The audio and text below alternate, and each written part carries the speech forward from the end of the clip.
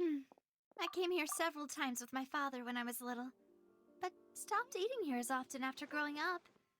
I hope the food here will be to your taste. Oh, don't worry. We haven't eaten at a hotel like this in a while. Paimon's getting excited already. In that case, I'll go order for us first. Please wait here a moment.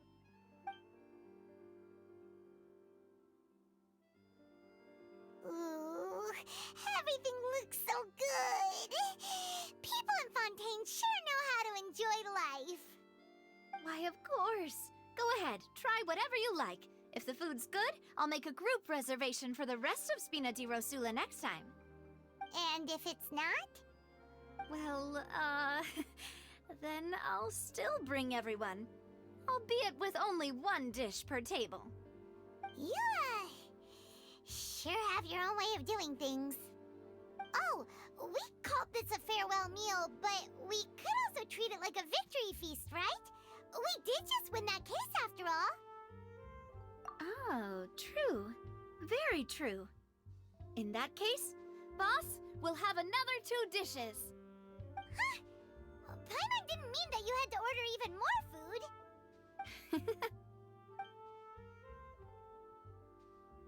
Speaking of cases, do you think that the mastermind behind the serial disappearances will get caught soon now that this has all happened?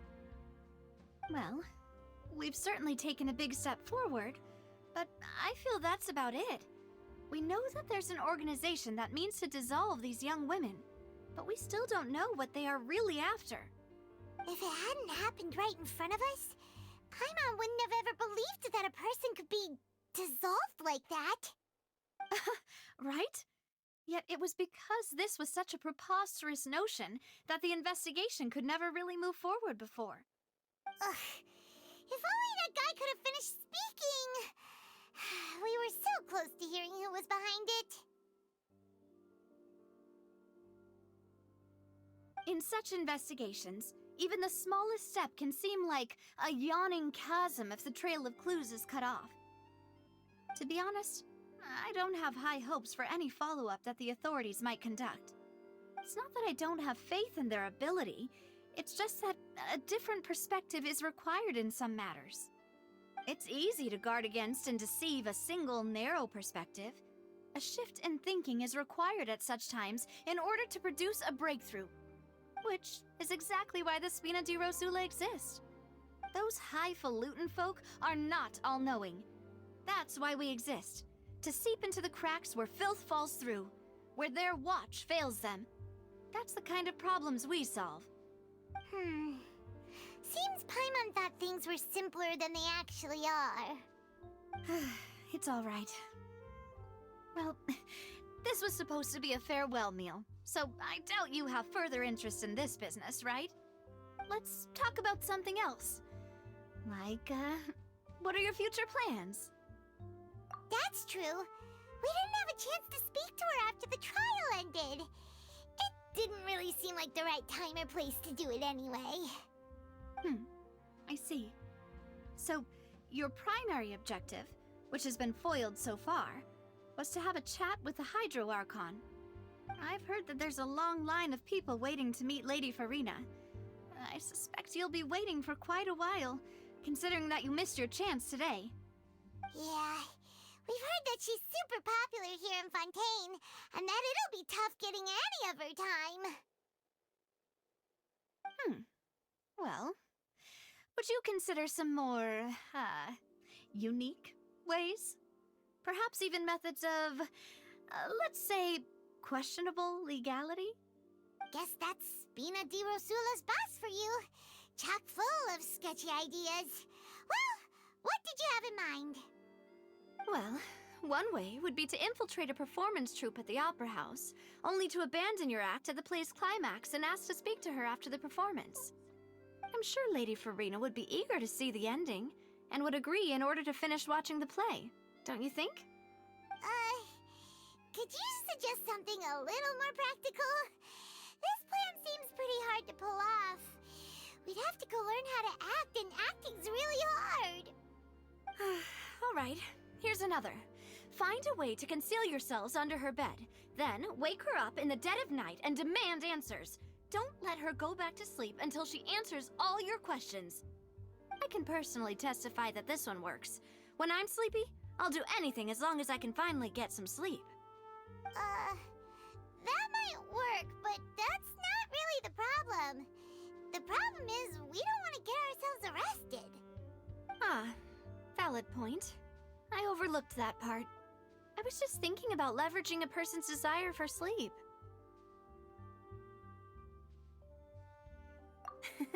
All right, no more joking around.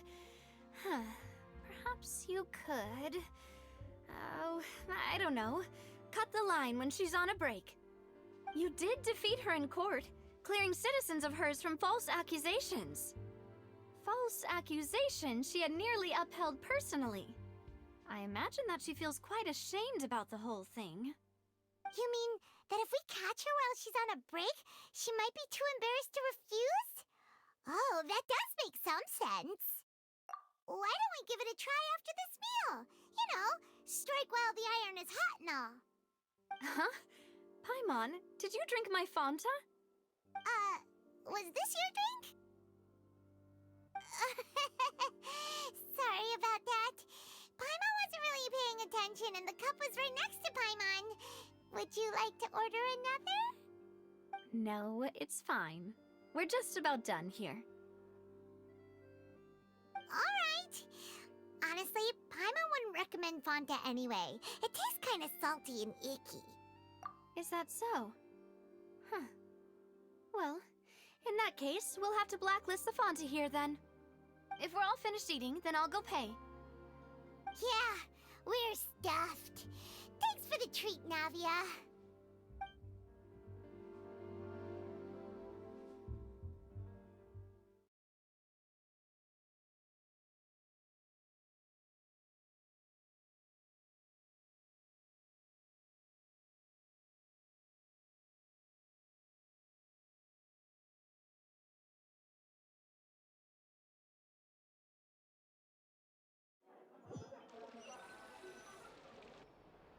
Oh, so full.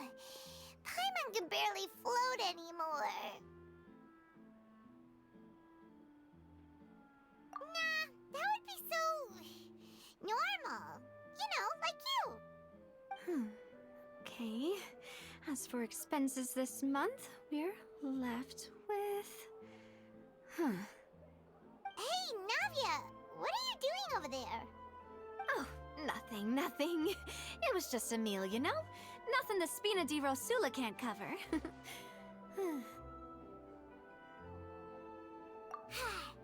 get ready to try to meet the Hydro Archon again. Bye, Navia! So this is goodbye, huh? Well, if you do encounter any other trouble in Fontaine, you're always welcome to contact the Spina di Rosula. I'll give your requests the highest priority. In any case, I wish you smooth sailing. I'll see you again, partner. See ya!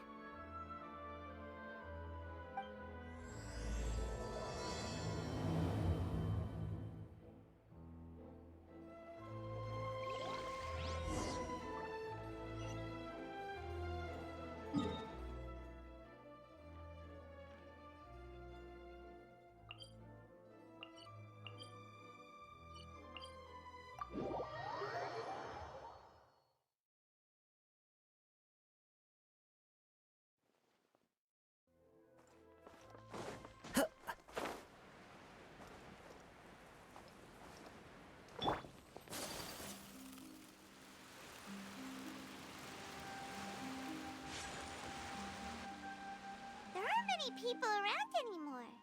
Looks like that boat we took to Araneas might have been the last one. Vache. Looks like we're back here again. Huh? Traveler? Are you hearing voices again? That's kinda spooky. Are you sure we don't want to come back in the morning? Vache. Vache. Hey, why are you still walking towards it? There might be something nasty in the water. Huh? Hang on. Paimon can kind of hear a voice. It's calling for Vache, right? Hey, traveler! Stop walking! Come on, wake up!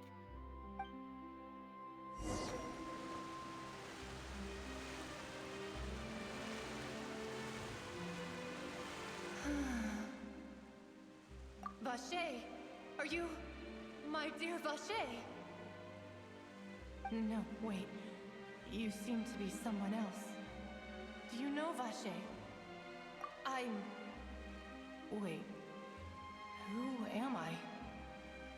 I'm very sorry. I fear I do not know. My memories feel like they have been washed away like a flood. So many fragments dissolved amidst the tide, never to be recovered. How much have I lost? How many things that I once held dear while on land have I since forgotten? Yes, that is what I was once. But now, I am but the consciousness of one who is lost, therefore. I do not know how I came to be like this either. I only vaguely remember being covered in light blue water, and then all grew dim. I also remember going to many places. I loved adventure, loved exploring places of peril. No matter where I went, Vache would go with me. I knew how dearly he loved me, and I also loved him equally as much. But now, we can no longer go back. The pain of such parting. I never knew how heavy it could be. No, our reunion no longer has any meaning. There is no way for us to create any new memories. The thought of me gives him no succor. So let it lie forgotten beneath the waters. If you meet Vache, tell him not to look for me. Tell him to move on. That is the only thing I still remember.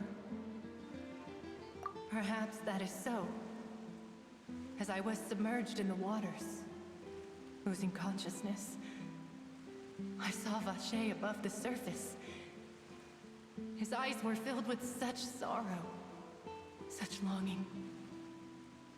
If only I could have comforted him, told him that I did not suffer. Indeed, I had felt a great warmth. Is that what you call it? Dissolving? If anything, I consider it a form of release. It was a state of neither fear nor frenzy, with only an endless peace, like the water's still surface. I could also liken it to being a thirsty person who drinks water for the first time, and only then sees how they have lived for so long in a world of endless want and anxiety. I think I hear your companion. It's time for you to go, I think. Farewell, then. I am glad that you were able to sense my presence. Remember, if you see Vache, tell him not to seek me out any longer.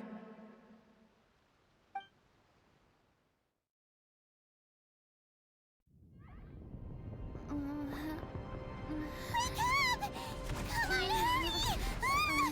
Navi is outnumbered!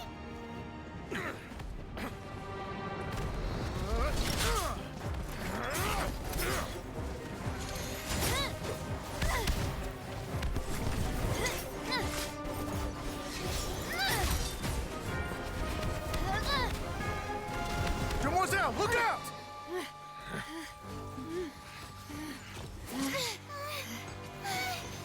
Dear God, it's a whole army of Gardamex.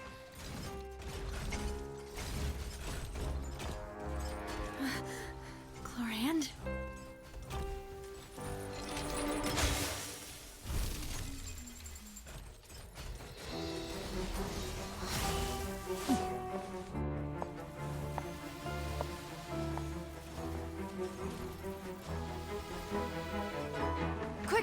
chance!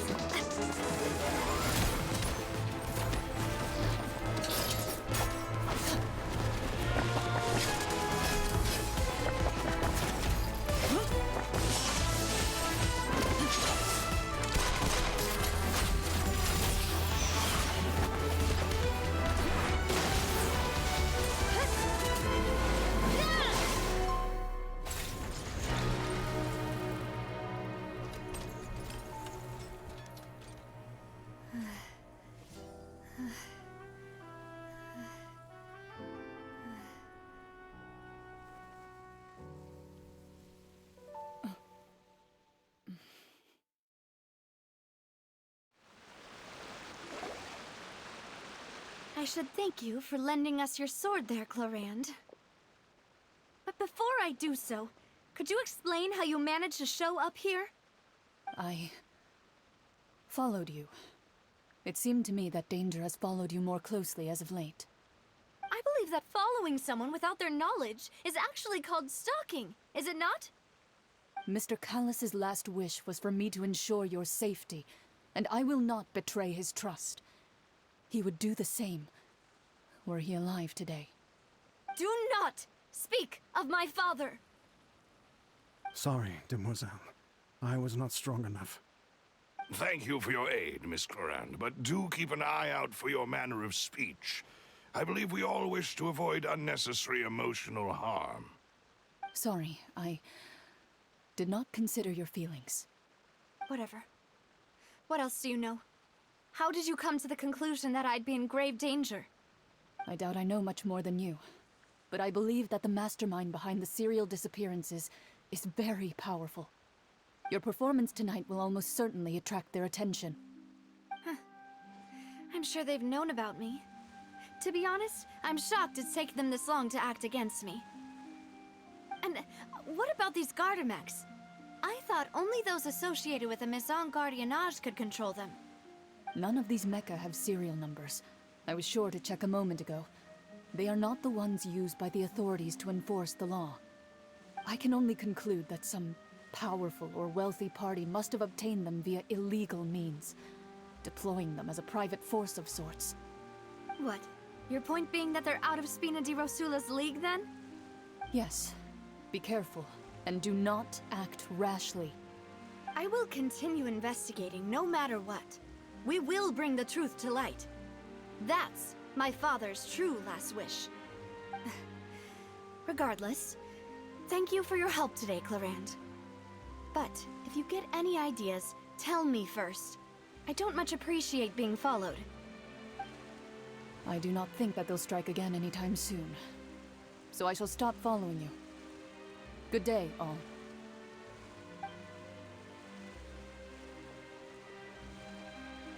Right. I suppose that's the best news we've gotten today. Demoiselle, I believe that Miss Clorand was being sincere with you. If we tried, we could attempt to thaw relations a little. I know, she's... Oh, thank goodness! Paimon thought we were done for! Those Gardamex came out of nowhere while you were unconscious, and Nadia and her gang saved us!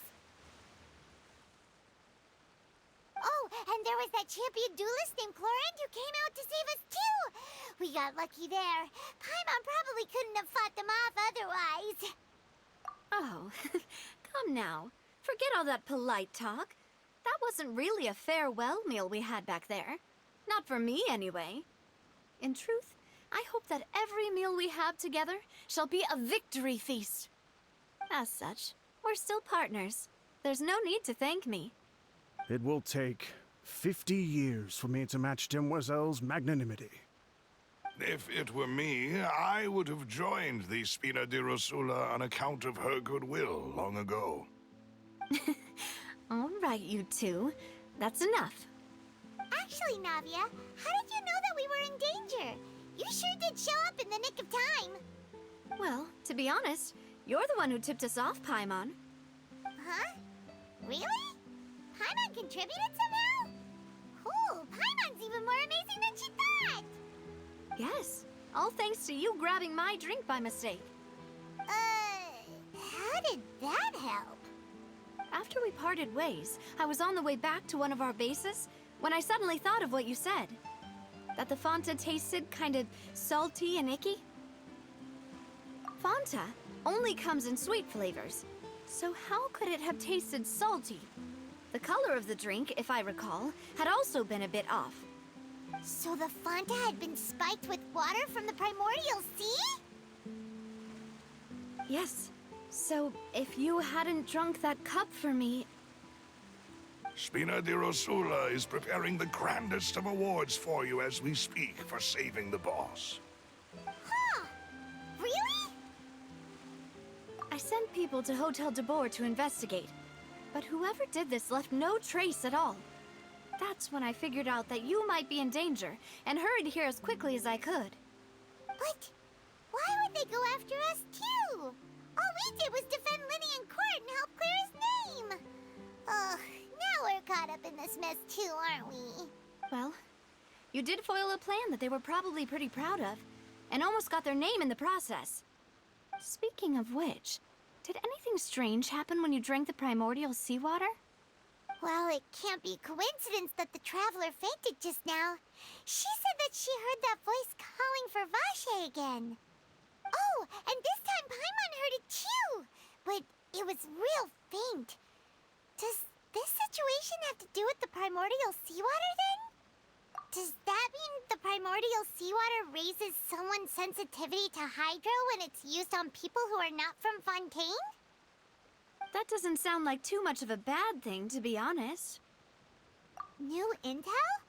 While you were out cold? Well, let's hear it, shall we? Oh, that is important.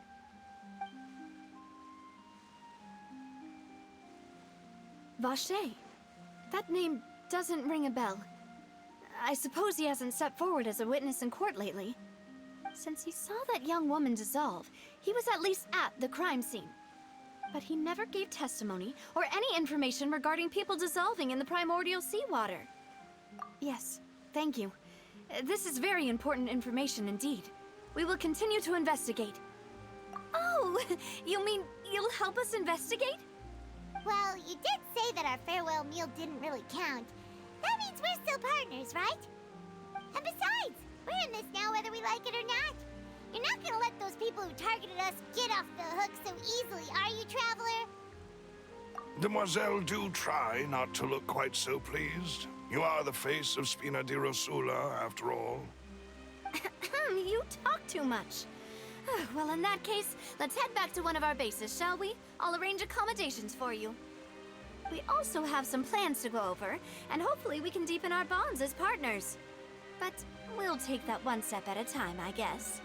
Don't worry, you two. With us around, our base is definitely secure.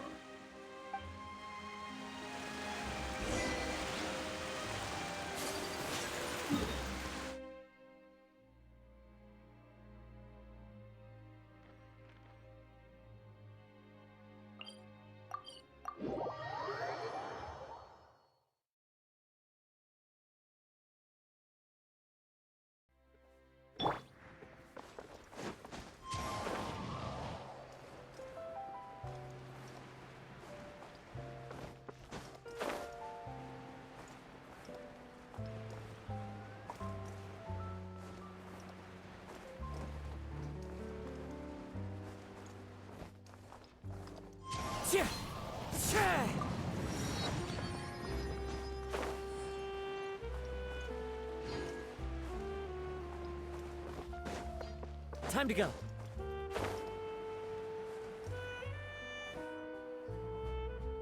It's right up ahead, but let's make sure we weren't followed first.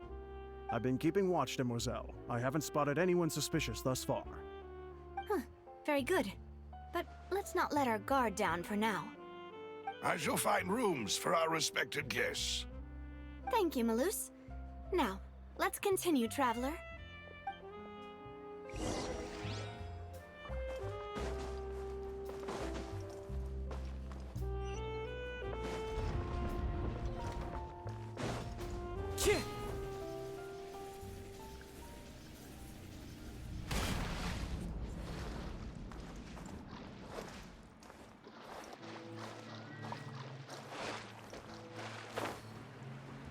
Yeah.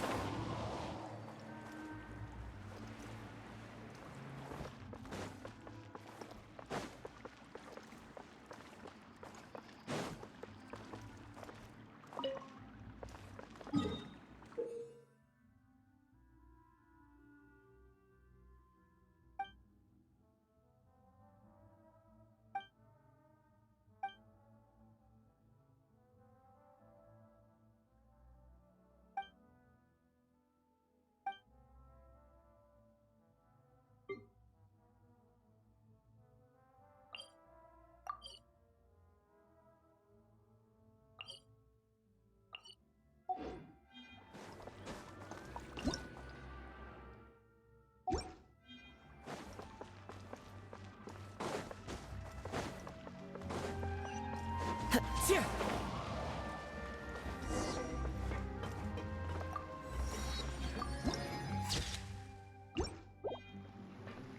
Yeah.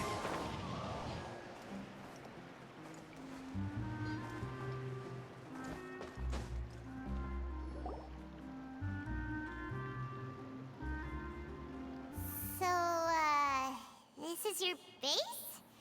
It's not quite what Paimon imagined. Your accommodations have been arranged. Under the present circumstances, I can confidently say it's the best we have. Well, our funds have been a little tight lately. After all, we don't allow illegal or unethical profiteering. In fact, our funds often come from citizenry who support us.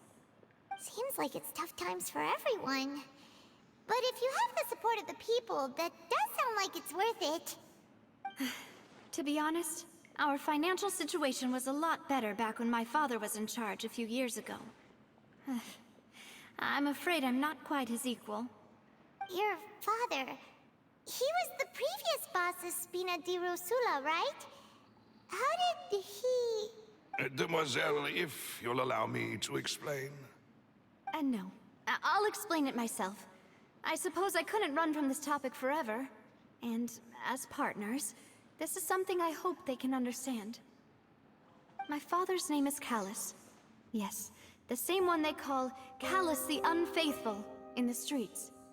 3 years ago, he was accused of murdering his own friend. But he chose a duel to defend his honor instead of standing trial.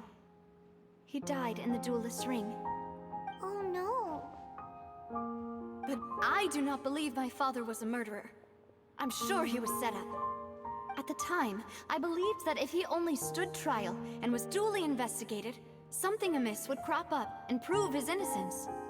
But strangely, he not only requested the duel himself, but rumor has it that even after being seriously injured, to the point where he could be deemed as having lost the duel, he refused to surrender, determined to die in the arena.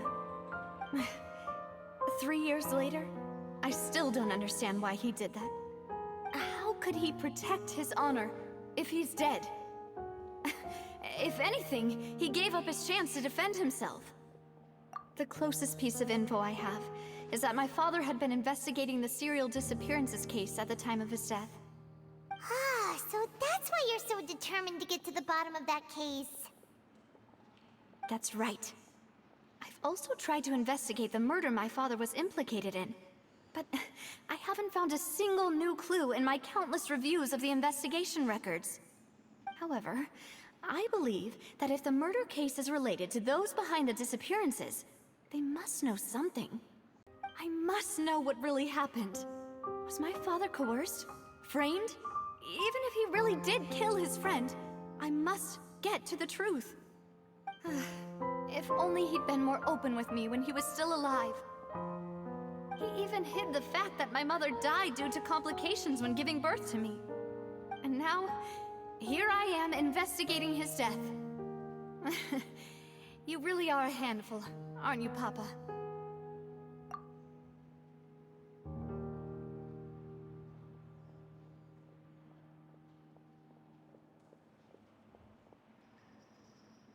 Demoiselle, please, if there is anything I can do, anything at all.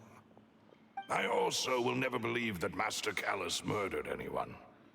There are none whom I respect more than the two of you, demoiselle. Master Callus did so much good in life, yet all it took was one murder case for him to be dubbed Callus the Unfaithful. Even our supporters decreased greatly due to that incident, hence our strained finances at present. Wait, if Callus was such a good man, wouldn't people at least be a little suspicious when he was accused? No. Perhaps people just revel in that kind of drama. It's not something exclusive to people from Fontaine, really. Everyone's like that. People love watching the evil turn over a new leaf, but they also enjoy watching good people fall into an abyss from one slip-up just as much. But how could... never mind. If Callus was really falsely accused, we have to find the truth. He didn't deserve to have that happen to him. There is one other thing. Master Callus's opponent in the duel was Ms. Clorand. Oh, her? Well, then, isn't that as good as saying that she was the one who killed him? Yeah, that's not the sort of thing that you can just let go and move on from. Ms. Clorand has always placed great emphasis on the honorable nature of the duel. If her opponent doesn't yield, she will not stop either. She knew Master Callus beforehand and greatly respected him, but seeing how he was resolute in the arena, there was only ever one choice she could have made. It's not that I don't understand her at all, but I just can't deal with this yet. Don't worry, Navia. Paimon knows how you feel. You don't have to force yourself to do that. Afterward, Ms. Clorand told us that at the start of the duel, Master Callus requested that she ensure Demoiselle Navia's safety. Yes, that is our understanding as well. Oh, Papa. What madness drove you to ask the person who killed you to take care of me? All right, anyway, that's the information I wanted to share with you. Even if it did sound like I was just complaining towards the end. Thanks. You two should go and rest. This was quite a day after all. Yeah, Paimon's feet. Please, relax and get some sleep. We will ensure you rest soundly.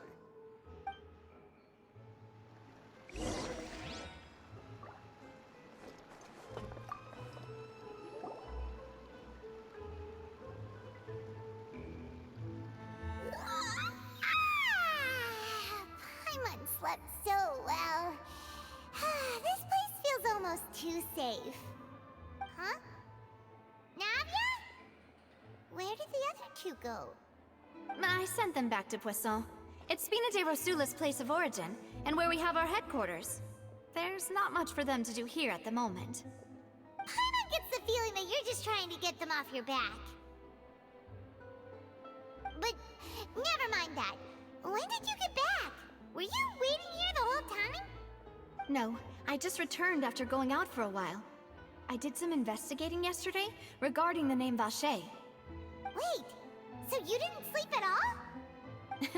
How could I after having such critical new evidence appear? Guess Paimon wasn't speaking for everyone just now, huh? Unfortunately, this name seems to have been wiped from existence. It doesn't seem to have a match anywhere.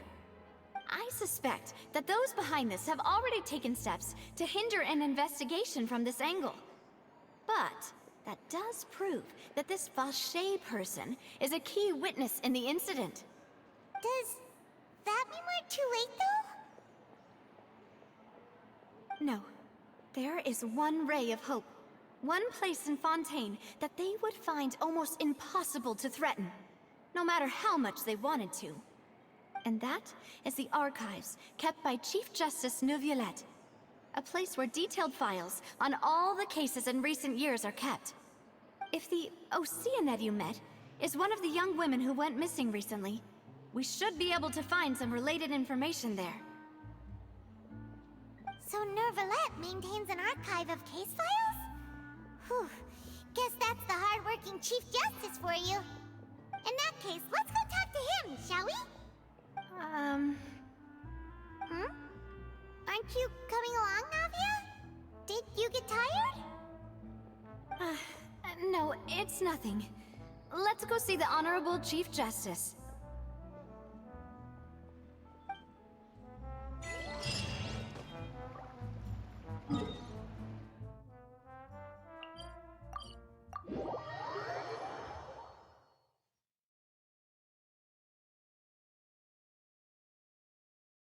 The palais is right up ahead. Come on.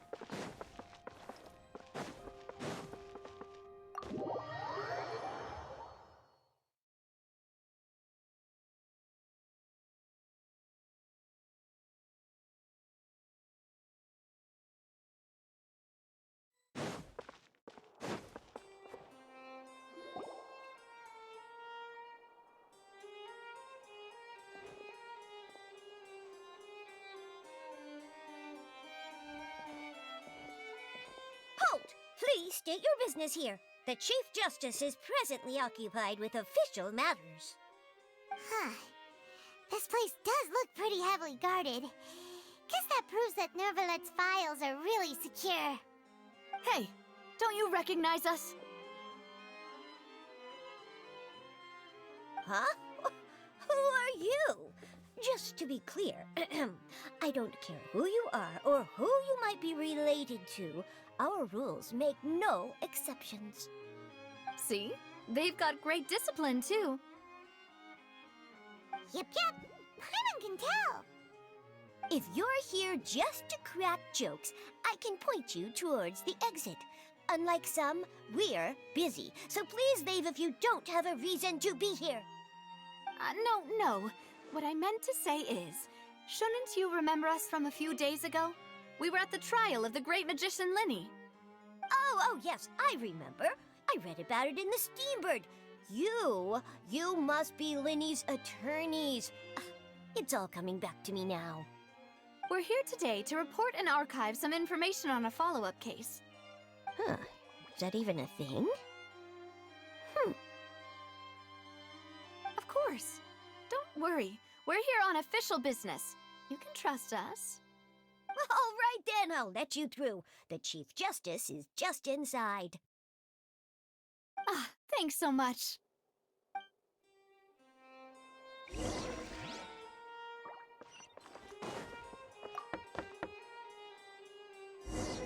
Please come in.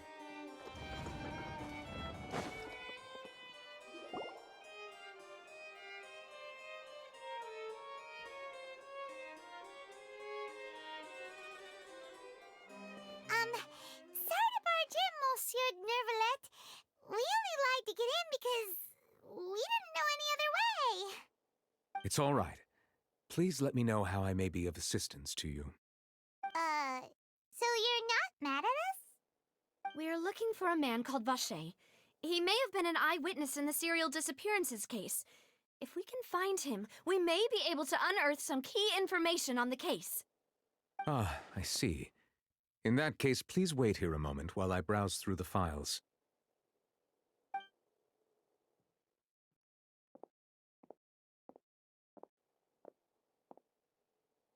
Who knew that Nervalet would be so easy to talk to?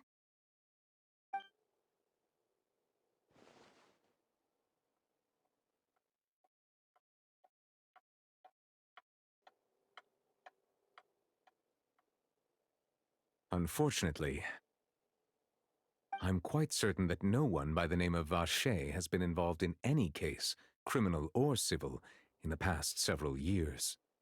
There are no records of him either in the files or in my memory. Traveler, what if it was really just a dream? Is that so? All right then. Thank you so much, Monsieur Neuvillette. We'll take our leave now.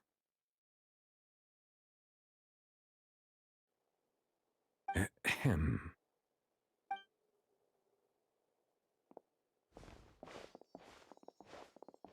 Miss Navia, I can understand how you feel. Your father, Callus, was a truly exceptional man. We deeply regret his passing.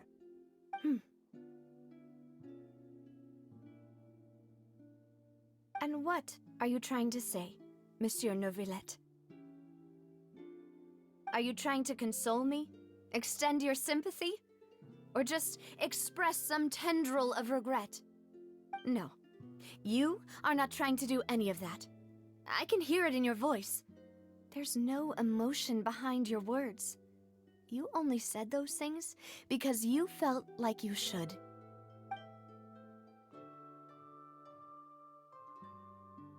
It's just like last time.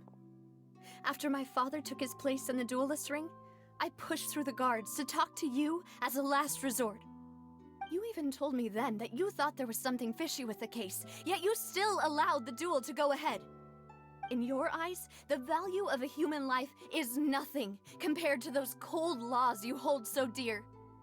If you truly regret my father's death, then why didn't you call a stop to the duel? Why didn't you give me the power to stop him from throwing his life away? Why did you just let him die, despised and hated by all? Everything was hanging on a thread at that moment. Just the tiniest effort could have changed everything. There are still so many things I never got to tell him. So many questions he still owes me answers to. If you really have no heart, then just look me in the eyes. I, Navia, will show you the true meaning of regret. I'm sorry, Miss Navia. You and my father are truly alike. You keep all kinds of things in your heart and never say a word to anyone. It's not so much that you can't feel, but that you would never express anything. Oh well. In any case, everyone already knows full well the apathy of the Chief Justice. My apologies for taking my emotions out on you, Monsieur Chief Justice. Let's go, Traveler and Paimon.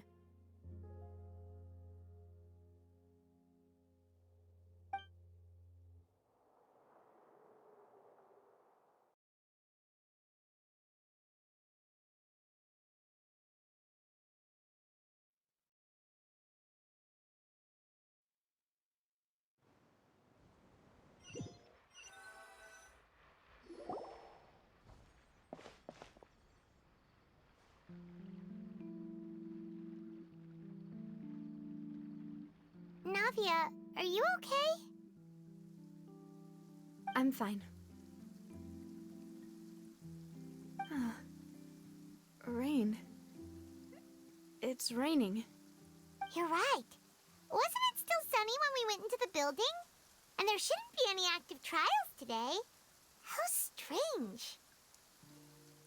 Now that I think of it, on the day my father was convicted of murder, it was also raining. What is it? Did you think of something? Yeah, he was outside. It was uncovered and the rain could fall there. Why? Do you think the rain could have affected the crime scene? That thought has occurred to us before. We've even expanded the search area to try to account for that, but didn't find anything of value. Oh? Wait. You don't mean... So you're saying that the true murderer could have been turned into water and then got washed away with the rain? Yeah, and if that's what had happened, then no one would have believed your dad, even if he explained what he saw to the authorities. I really think I found a true genius for a partner. You're completely right. How did I not connect the dots earlier? All right, let's go to Poisson. With this new lead in mind, we'll get to the bottom of my father's case for sure. Yeah, we're gonna make progress for sure this time. Do you want to go with me now? Or do you want to head over by yourself later?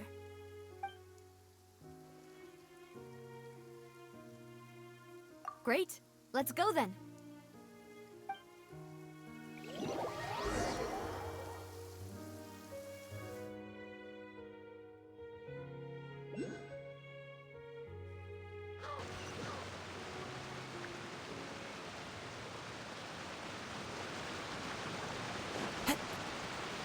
Follow the wind.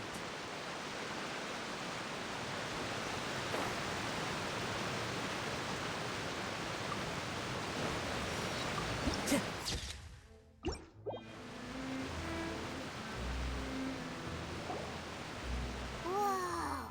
What a huge ship! Why would a ship be anchored at a place like this? There's no need to be so surprised. While it may look like a ship, it's actually Spina di Rosula's headquarters. My father was the one who asked for it to be built like this. Perhaps our taste in exterior design is the only thing we occasionally had in common. A gigantic and glamorous ship embodies discovery, opportunity, ambition, and conquest. It symbolizes Spina di Rosula's bright and limitless future. And Paimon thought you were bluffing when you said Spina di Rosula had a glorious past. Paimon was confused why a group with such a history would live in the sewers. But now that Paimon has seen this ship for herself, she's been convinced. Well, Poisson is where Spina di Rosula began, after all. It's our main base, our home. Chih!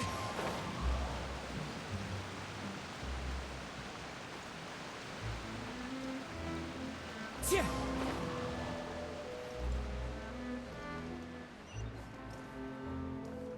Chih!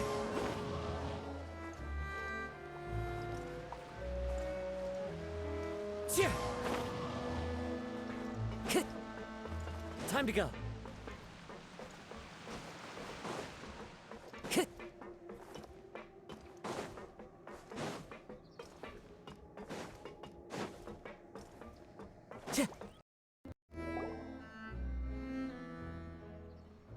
Maloose, we're back! Apologies for the You said before that you still had... You still remember? Yes, the case was quite similar to that. Could you tell us Yeah, of course. Many years ago, at a glance... Wait! Yes, he did. If you drink some, and if you were to stop, as he oversaw... Boss's uncompromised. Not only that. Yes. Recognizing the man's name was that night, but then... Sounds just like... Looking back on it, though, I now believe... Precisely. But, considering it now, it's... You're right. We still don't know what happened. But my intuition tells me that we're on the right track to figuring it all out. I'm finally headed towards the truth.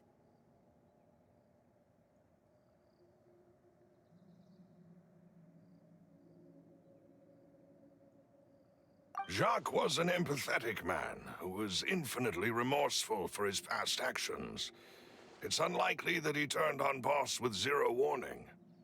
I think this third person is probably the... On that note, however, our opponent, even though there's no need... If that's indeed what he wished for, was I not the closest person to him?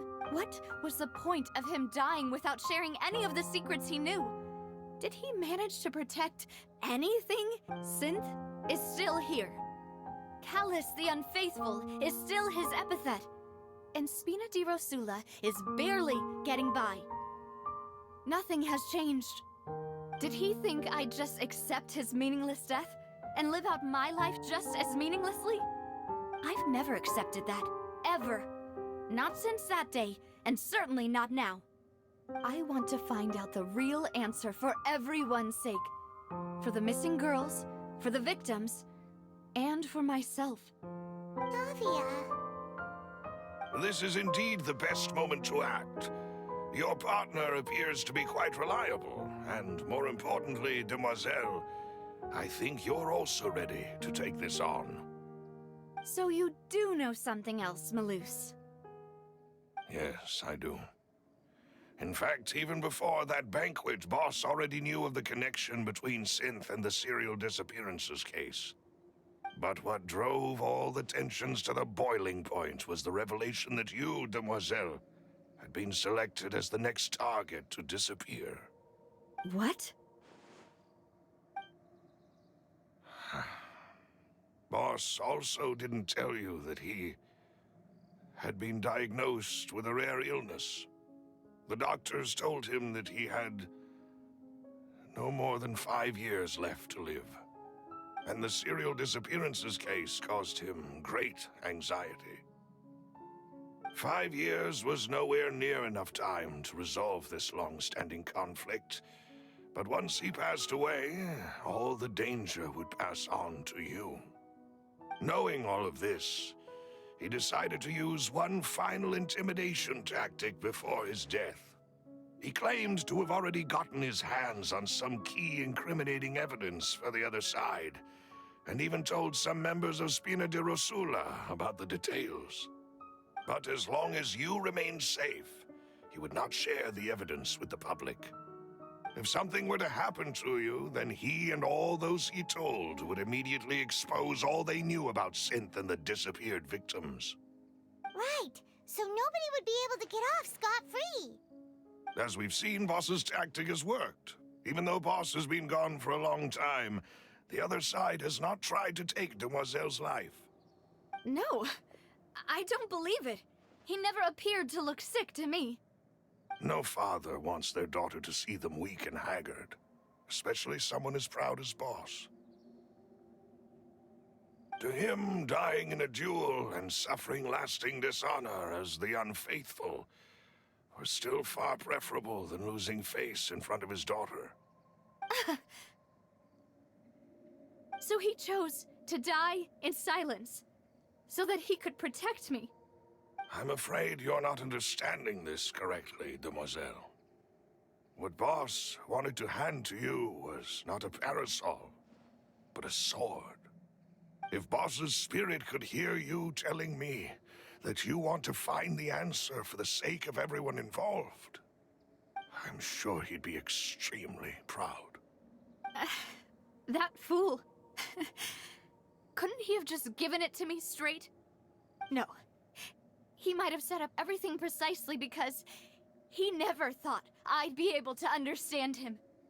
Is that the amount of confidence he had in me? And what if I was never able to make it to where I am now? Yeah. I suppose that's true. With the way he'd set things up, if I had wanted, I could have just lived out my life without a care in the world. But thankfully, he rarely talked to me about complex matters, and thus understood little of me as a person. In this case, he really didn't need to give me an easy way out. Malus, what was the key evidence that he shared with you? It's the location where Synth is produced. Essentially, it's the enemy's headquarters. When he was threatening the enemy, Boss didn't share the specifics of the incriminating evidence he found. But if you want to use it against the enemy, you'll still have to take several things into consideration. Why? If we know where the place is, can't we just go storming in? You mustn't forget that we're fighting against a mysterious and dangerous organization that's been in operation for decades. There's no telling what might be lying in wait at their headquarters. We also have no idea what kind of evidence we may be able to find inside, nor what people we may be able to capture. But a single visit to their headquarters would be tantamount to a formal declaration of war. The worst case would be that we leave empty-handed, but also open ourselves up to full retaliation. Then, in that case, why not work with the Fontaine authorities? Well, you saw one of them dissolve during Mr. Linney's case. We have no idea just how thoroughly they may have been infiltrated. Huh. That's true. Seems my father really had no choice. But things are different now. It should be a lot easier to prove the other side's guilt, now that we've connected Synth with the disappearances case. You sound like you've put a lot of thought into this, Malus. I am the butler, after all. I live but to serve the boss and Demoiselle's will. I've always been willing to take on any kind of risk for your sake. But considering my relative lack of ability, I've spent my time keeping secrets, performing basic investigations, and waiting for the right time to come. Thank you for all of that, Malus. Have you discovered anything new in the past few years? Let me think.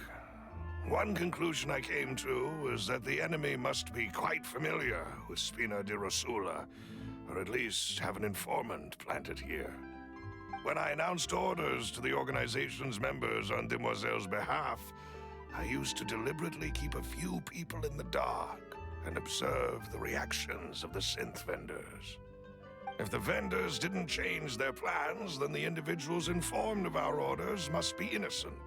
If the vendors packed up and fled, however, then someone must have given them the news. After several rounds of testing and investigative tracing, I've narrowed the suspect list down to 3 people. The first is Florent, Spina di Rosula's senior advisor. Huh? Florent? Yes, surprising, isn't it? He was one of the people Boss trusted the most, which also means that he was someone who understood Boss really well.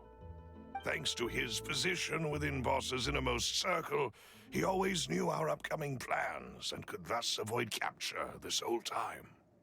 There's someone else like him too. Marcel, the head of Confrérie of Cabrières. Uncle Marcel. It's a guild in Poisson. Boss helped it to grow to its current size and prominence. In the beginning, they were only reselling some daily goods, but now they're one of the richest guilds around, with a lot of business connections in the city. So, they're like a sister organization of Spina di Rosula? Yes, you can say that. When we were fighting against the synth dealers, they provided us with plenty of support. It's a bit difficult to imagine someone using their own money to hunt down themselves. The final suspect is Thierry, the man responsible for coordinating information between Spina di Rosula and the guards. Although the guards mostly leave us to our own devices, there are still many activities we have to report to the local authorities. Since Thierry is always in the know about our current activities, he could theoretically always plan one step ahead. I see. These are all people who I communicate with quite regularly. To think that the enemy we've been fighting against has been right next to me all along, among those I trust the most. It's almost too hard to believe. If you want to investigate them, please take every precaution to not alert the quarry. Judging from our experience, the enemy is extremely cautious. Of course. And thank you, Malus. You've provided us with a lot of great information. You're too kind, my lady. I'm just doing my duty. And before I forget, proving Boss's innocence would also mean clearing him of blame in Jacques' death. After that incident, Jacques' wife and daughter were taken into the Spina's care. They still live in Poisson today. If it might help, you could also pay them a visit. I can make the necessary arrangements. Oh, thank you so much, Malus. You really are the best. A new case awaits, my dear partner.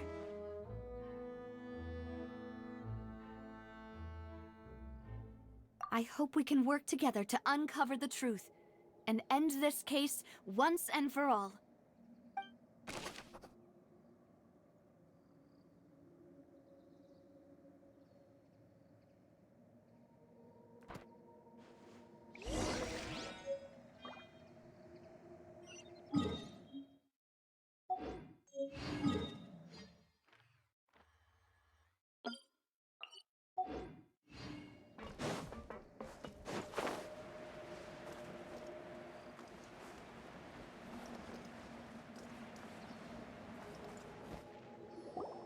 It is settled, then.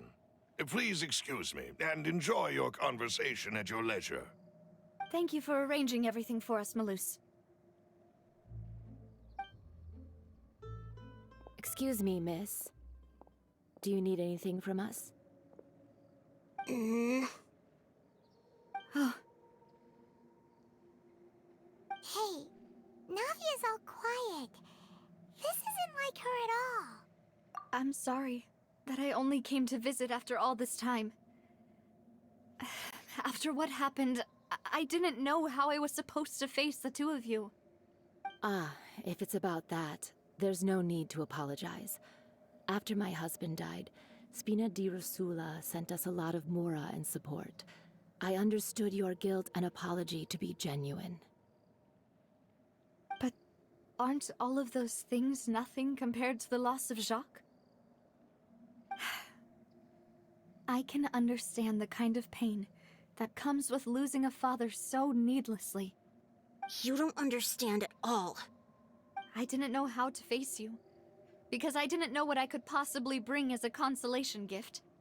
I know only the full truth could bring closure to you. And to all of us. Mm-hmm. I'm sorry. I appreciate the sentiment, but you don't have to carry all that guilt. On the matter regarding my husband, my daughter and I have more or less found our answer already. Would you mind sharing it with me? I really can't believe that my father could ever bring himself to shoot Jacques. I always knew that my husband's money was earned through others' suffering. He told me countless times that if he could turn back the clock, he would never go into the synth business again. He had many regrets, and felt that he took the idea of providing for his family too literally. For the longest time, he thought Mora was everything. So when Mr. Callis came to him with a proposal, he accepted it almost immediately. He tried to be as careful as he could, but even so, he was still found out by the higher-ups. They found out about his betrayal? Papa didn't say that exactly, but Papa did tell me that I should never be ungrateful. Before he left that day, he told me that he had no choice.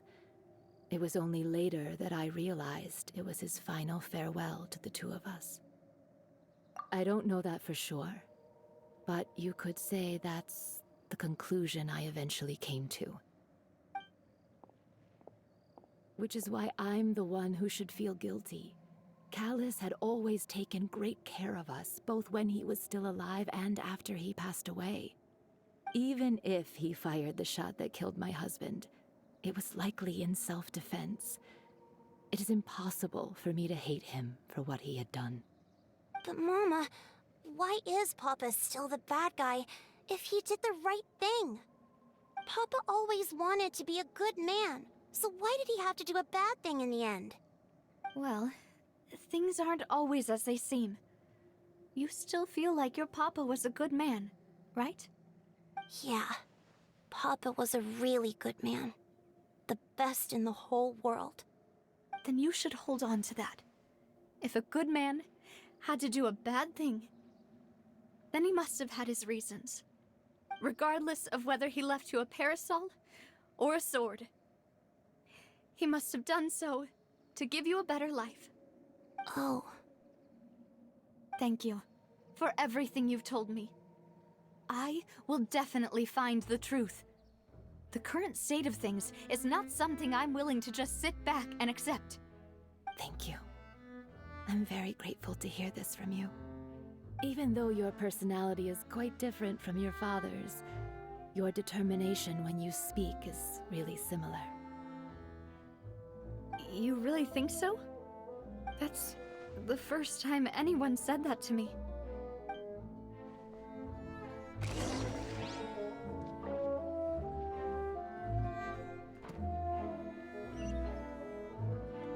Are you okay, Navia? I'm fine. Don't worry. Let's investigate the 3 suspects next. Florent should be nearby, and we should be able to find Thierry and Uncle Marcel in the city. I'll get... Greetings, boss. How may I be of assistance today?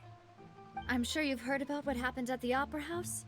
Someone got turned into water right in front of us. Yeah, I've heard.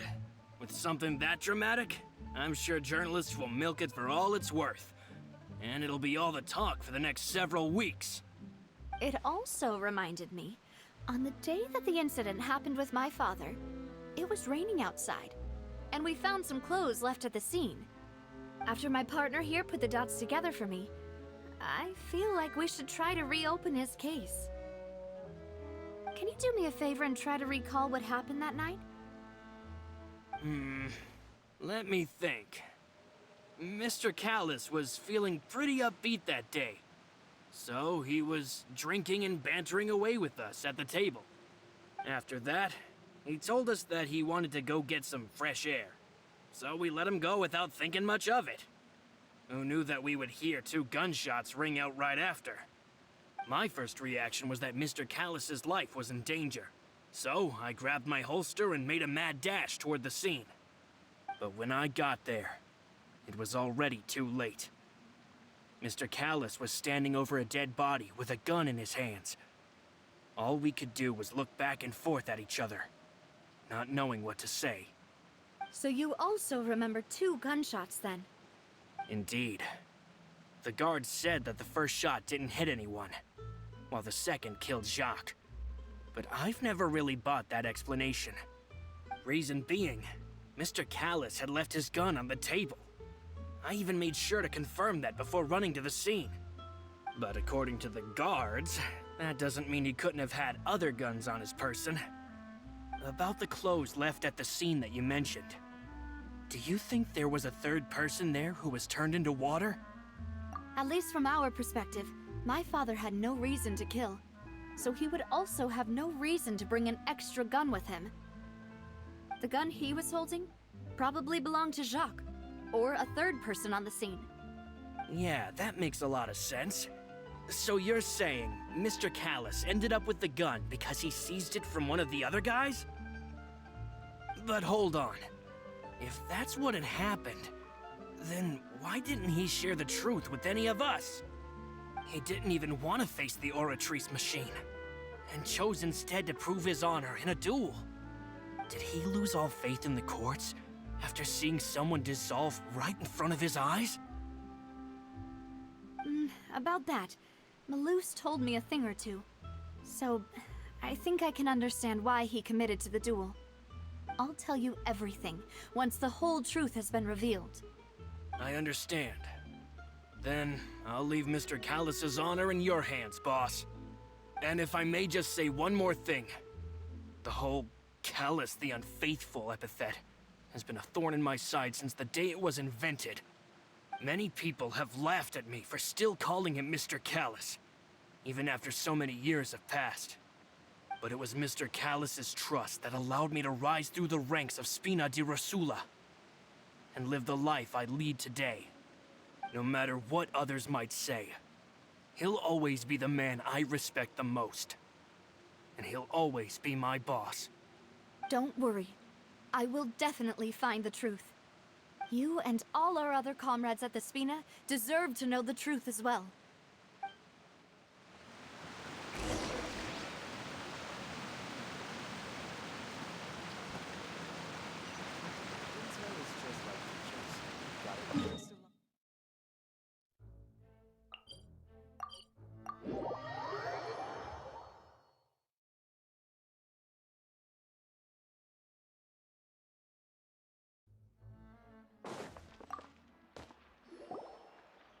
Hey, Thierry, it's me.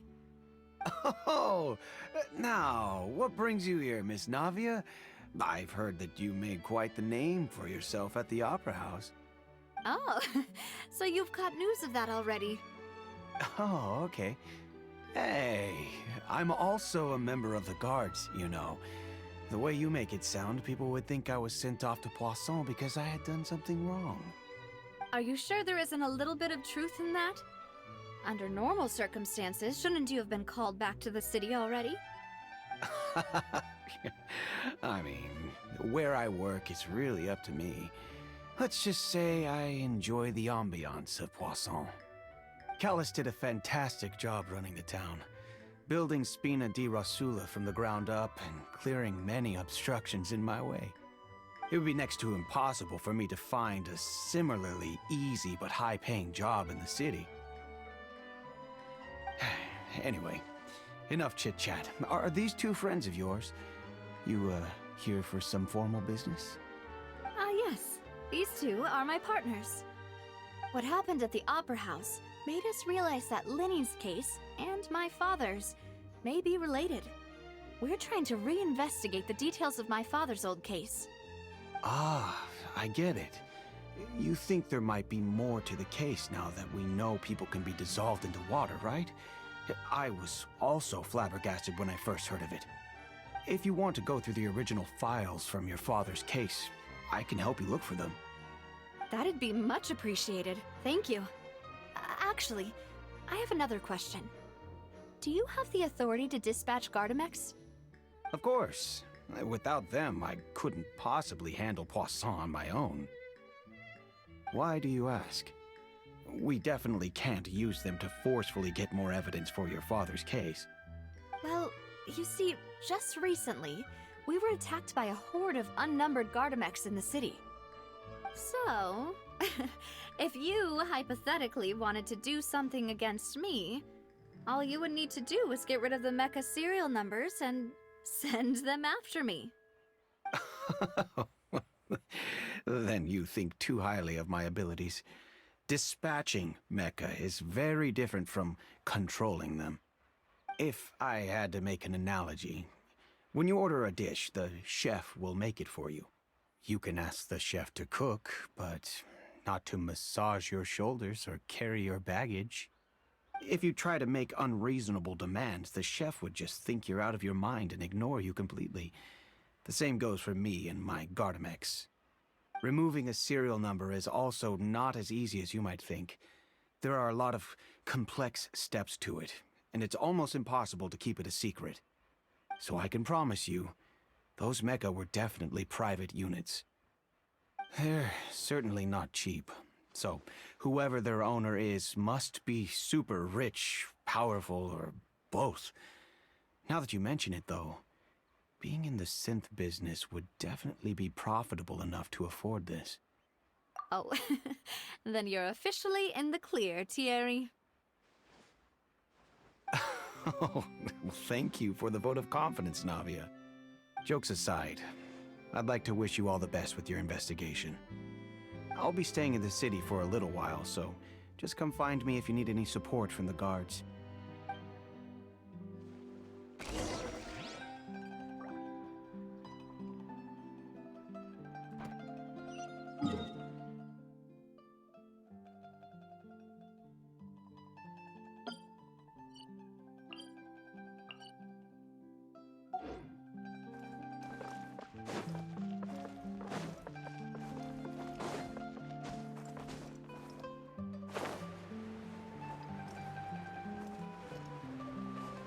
Yeah.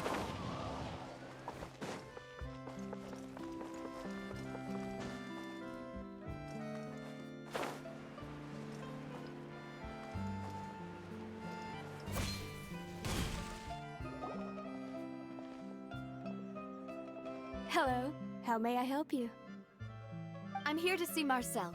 Could you please let him know? You can just say Navia's looking for him. Sure. I will let him know right away.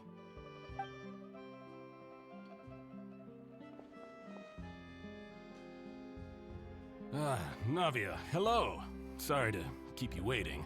I'm not as young as I used to be, so my legs are giving out a bit. Oh, it's all right, Uncle Marcel. There's no need to stress. I just wanted to talk to you briefly about what happened in the Opera House. I'm sure you saw everything too, right? Yes, I've never seen anything so strange.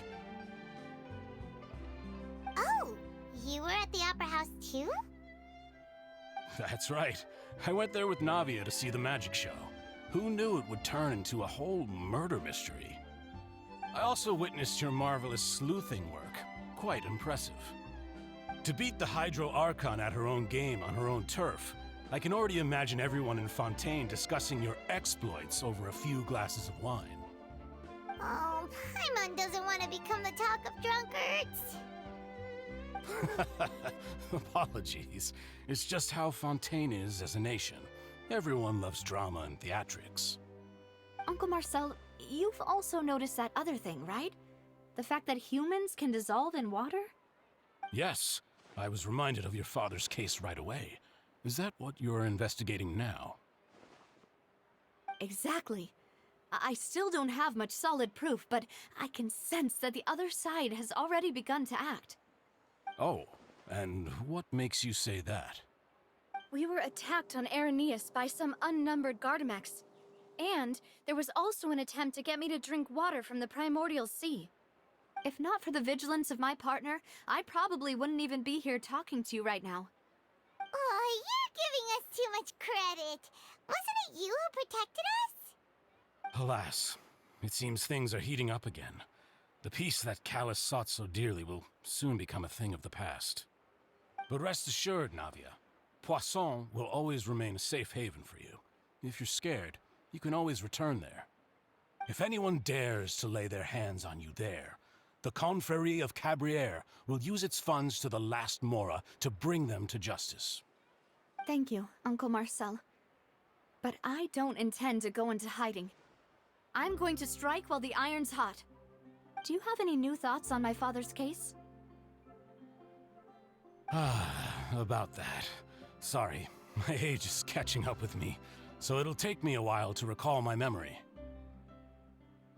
The Confrérie was responsible for that banquet, so I was out and about the whole time making sure things were running smoothly. I didn't even have the time to drink with the guests. Then I heard the sound of a gunshot, and the rest was history. Oh, it's okay. No need to push yourself. We'll ask around some more, see if there are any valuable clues elsewhere. Sounds good. Just let me know if you ever need Mora. All my wealth comes from Callus's patronage and support. I'll spend however much it takes to clear his name.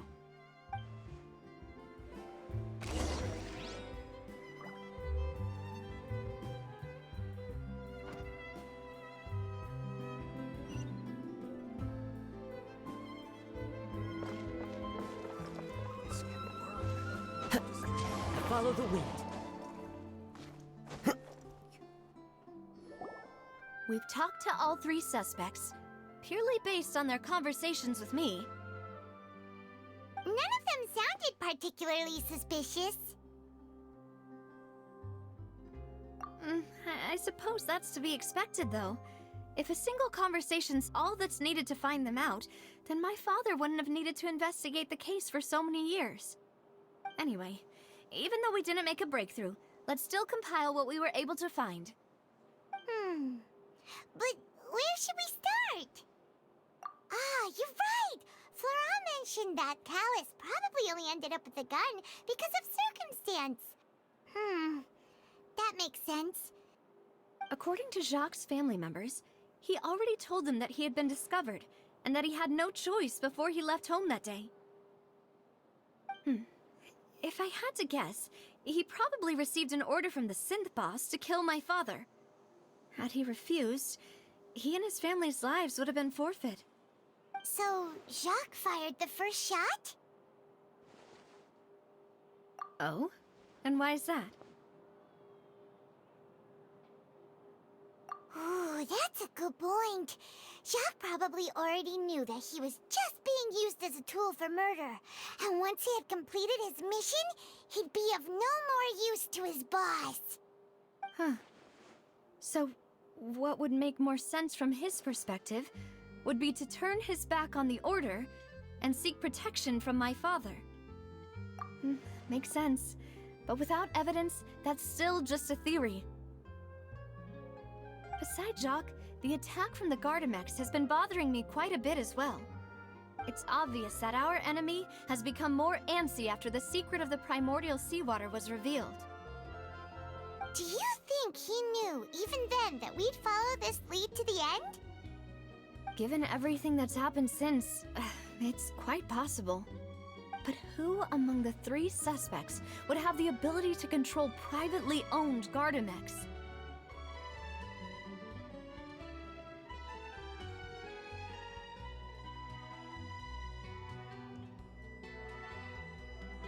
Uncle Marcel? My father did really trust him. And they worked together on a large number of projects. Maybe that's how he got to know Jacques. And with funds from the Confrérie, he could also afford a large number of Gardamex. It's still really hard for me to imagine, though. After all, Uncle Marcel has been around since I was just a child. Also, wouldn't this mean he has been spending a whole lot of Mora and energy to fight his own synth business?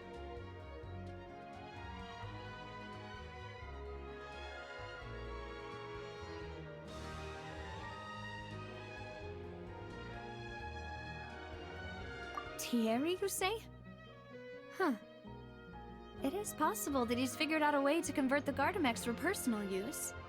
But I didn't feel like he was lying when he was talking to us about the mecha. I also don't think he'd be able to keep that kind of tampering under wraps.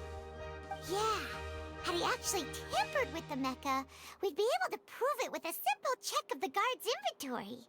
If the mecha were taken from the guards, it should be pretty easy to find out when and how that... Florent? It is true that he was closest to my father, and thus had the best chance of learning about his dealings with Jacques. But as Spina di Rosula's advisor, his work mostly deals with personnel and security, so he shouldn't have much means when it comes to finances. So you're saying he's too broke to afford a mecha army? Exactly. He can't. And even if he could, I don't think he would be able to dispatch a whole group so quickly. Who could it be?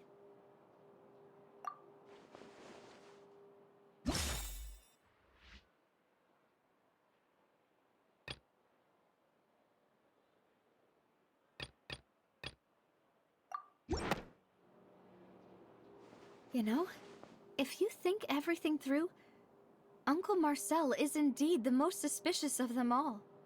Could we be missing other suspects? Malus didn't know about the people turning into water thing when he narrowed it down to these three, did he? Malus has always been very reliable, and his judgment of others' trustworthiness has been fair and well considered. When he laid out his case for the three, the rationale he gave me made a lot of sense as well. The suspect is knowledgeable about the Spina's internal affairs, has the means to dispatch Mecha to assassinate us, and possesses significant intellect and foresight.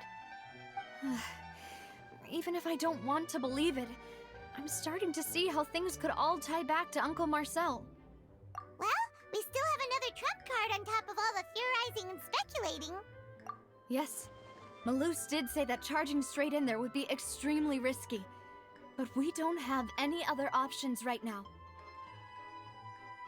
We need far more solid proof before we can hope to go charging in on our enemy. Navia, here you are. Oh, I've been looking for you.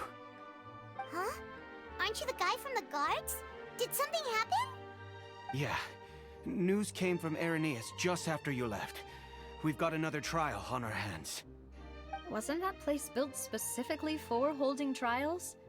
What's so newsworthy about this one? I know. But they said the person they're putting on trial is a Fatui harbinger called Tartaglia. What? Is that someone you know? Yeah, we know him. Maybe even a little too well. Well, he's been accused of being the true culprit behind the serial disappearances case. It's absurd, don't you think? Wait, how? None of our investigations have had anything to do with him. That's what I thought was strange about it, so I came to tell you the news right away. If the charge against him stands, then it'll be next to impossible to get the guards to support any of our planned investigations. Right, because they'll think they've already found the culprit. Yeah, and it'll be a lot harder then to clear Mr. Callus's name. I understand. Well, partner, what do you think we should do?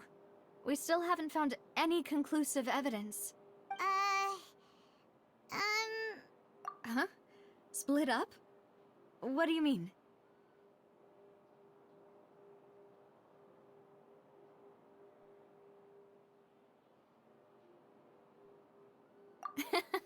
Just as expected of my partner.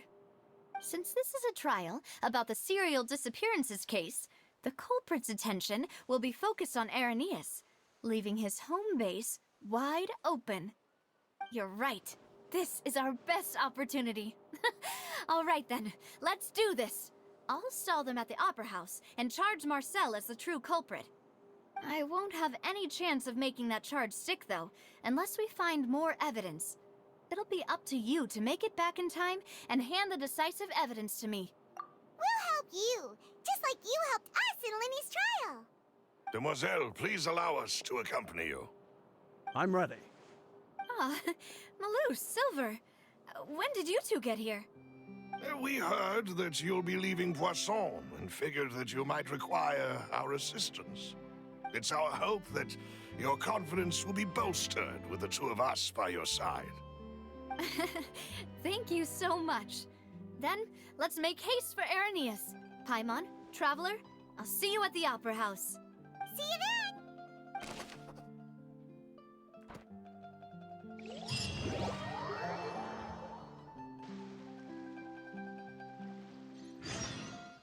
Now that Navia has set out for Irenaeus, we should also get going. The location has already been marked on the map, so let's head over.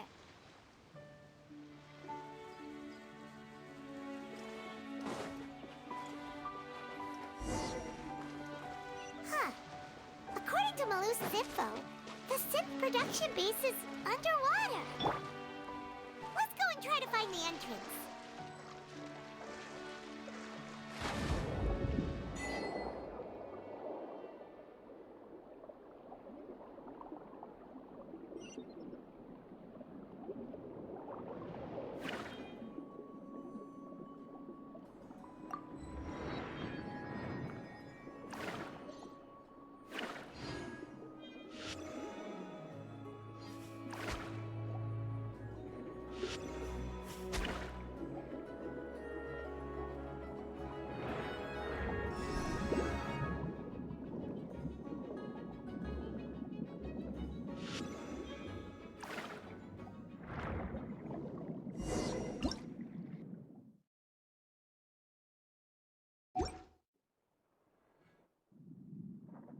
Finally found it! Huh. So this is the entrance that leads to the synth production base. It sure doesn't seem out of the ordinary at all. Ah, you're right. An important place like this is bound to have a ton of protective measures and mechanisms. Navia's probably arguing up a storm right now to stall for us.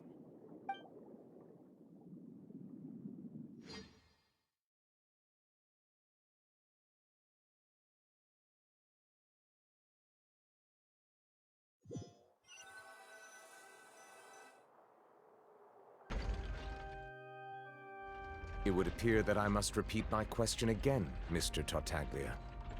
Do you accept the charge that you are the true culprit behind the serial disappearances case? To be perfectly honest, I don't understand your country's complicated court system, or the reason why I'm being charged with something I've never even heard of. However, I did hear that people who have been charged can choose to participate in a duel to clear their name. Is that right? In which case, as long as I accept the charge, I can have an all-out fight with that champion duelist Clorend, right? I've got to admit, that's one of the most enticing offers I've ever received. When I privately sparred with her last time, she was obviously holding back. Real disappointing. Hey! Don't you understand? You're currently the prime suspect for a major case. This isn't the place for you to be looking for fights. Oh? Sounds like the Hydro Archon wants to lecture me on the ways of the Opera House. Then why don't you duel me too? I'm the kind of student that learns best in the heat of battle. No. That's not what I meant. Alas, it would appear that communication with the defendant is going poorly, and we have made very little progress. In that case, let me explain everything from the very beginning again.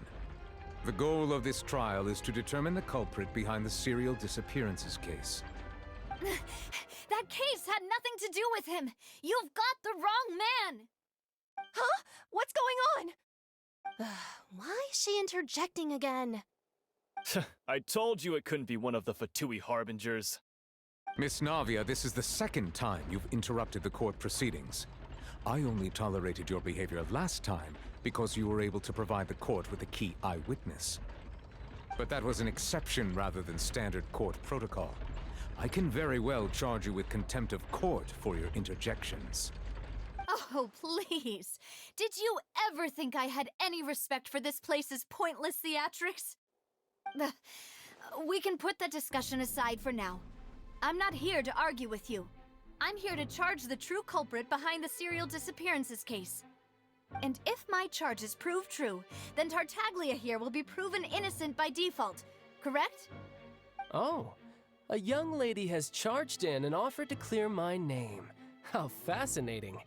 Well, I'd gotten half bored to death by all these rules and procedures anyway, so I'll take you up on that offer. So, Your Honor, is there nothing else for me to do now? You may take a seat for now in the audience, but that doesn't mean the suspicions against you have been lifted. Now then, Miss Navia, who is the person you would like to charge instead? That person is...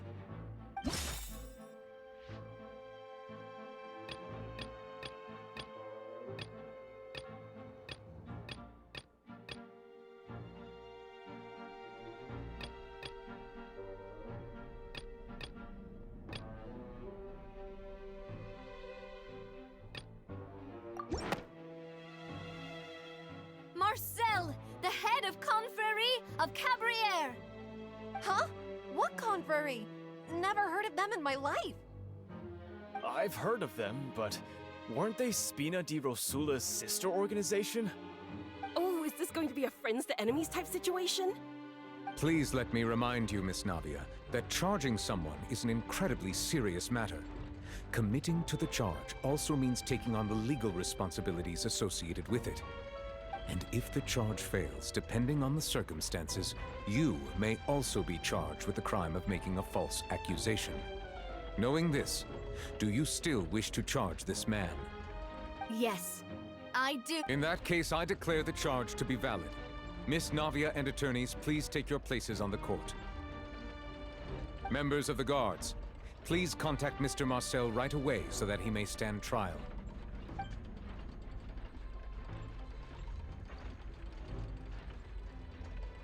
Mr. Marcel, you will not require an attorney. Is that correct? Apologies. It all just happened so quickly. I still haven't figured out what's going on. I think an attorney won't be necessary. This is probably just a misunderstanding between me and Navia. Very well. In that case, since both sides have now arrived, Miss Navia, please present your charges.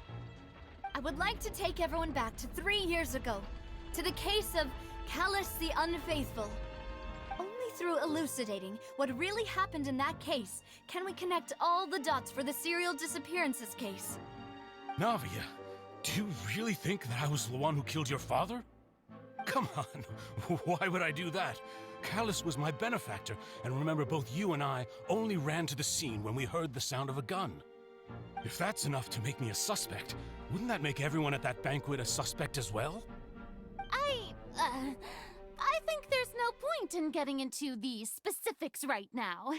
The audience doesn't even have the big picture yet. Even I'm struggling to remember some details of that case. Exactly correct, Your Honor.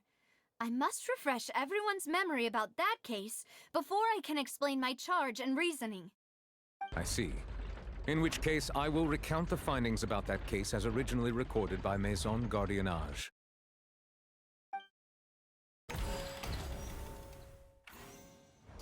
On the day of the murder, Spina di Rosula hosted a large banquet in a countryside estate owned by the Confrérie of Cabrières.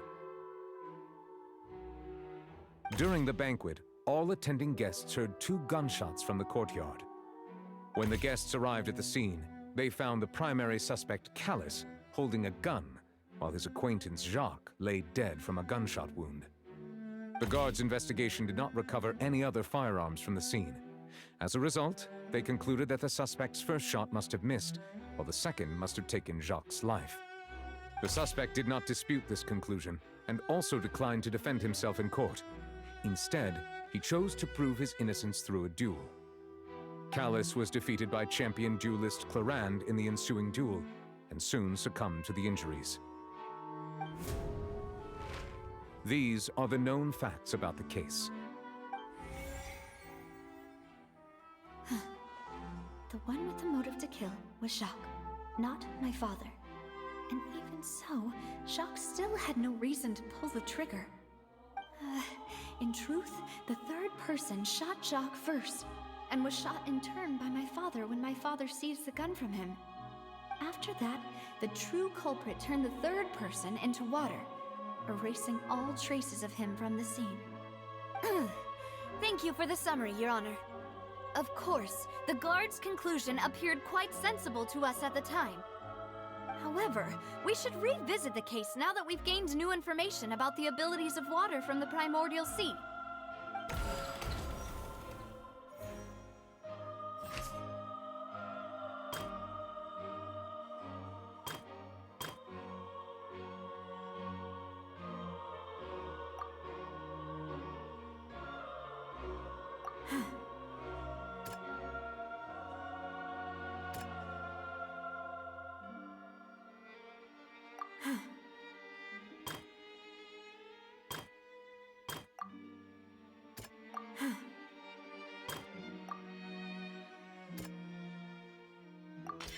The testimony of the victim's family confirms that Jacques had thoughts of assassinating Callus when he set out for the banquet.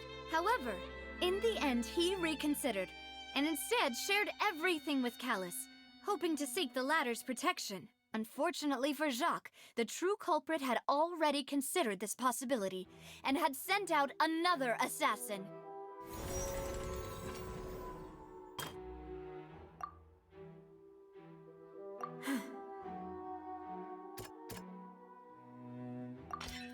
This assassin first shot Jacques, then turned to shoot Callus, only for Callus to wrestle the gun from him and kill him instead.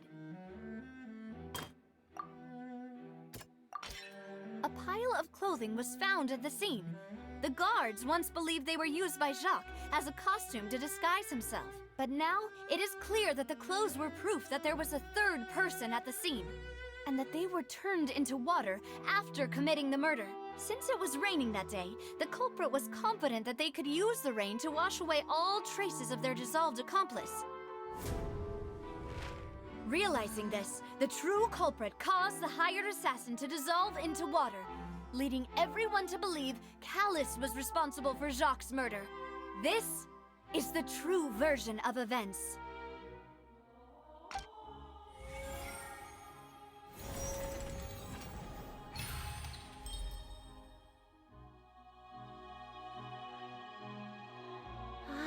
That's what happened.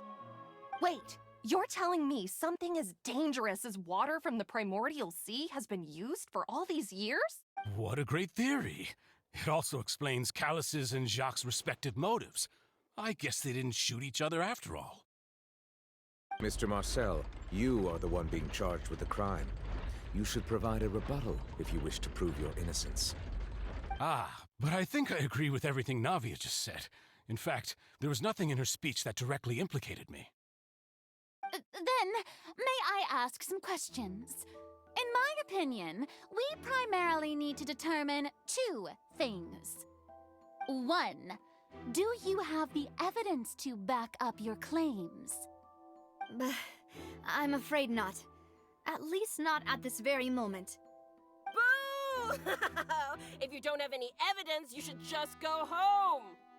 I may not have the evidence with me, but I know where I could go to collect it. If we look up the deserted clothes against a record of people who went missing around the same time, we should be able to find a match.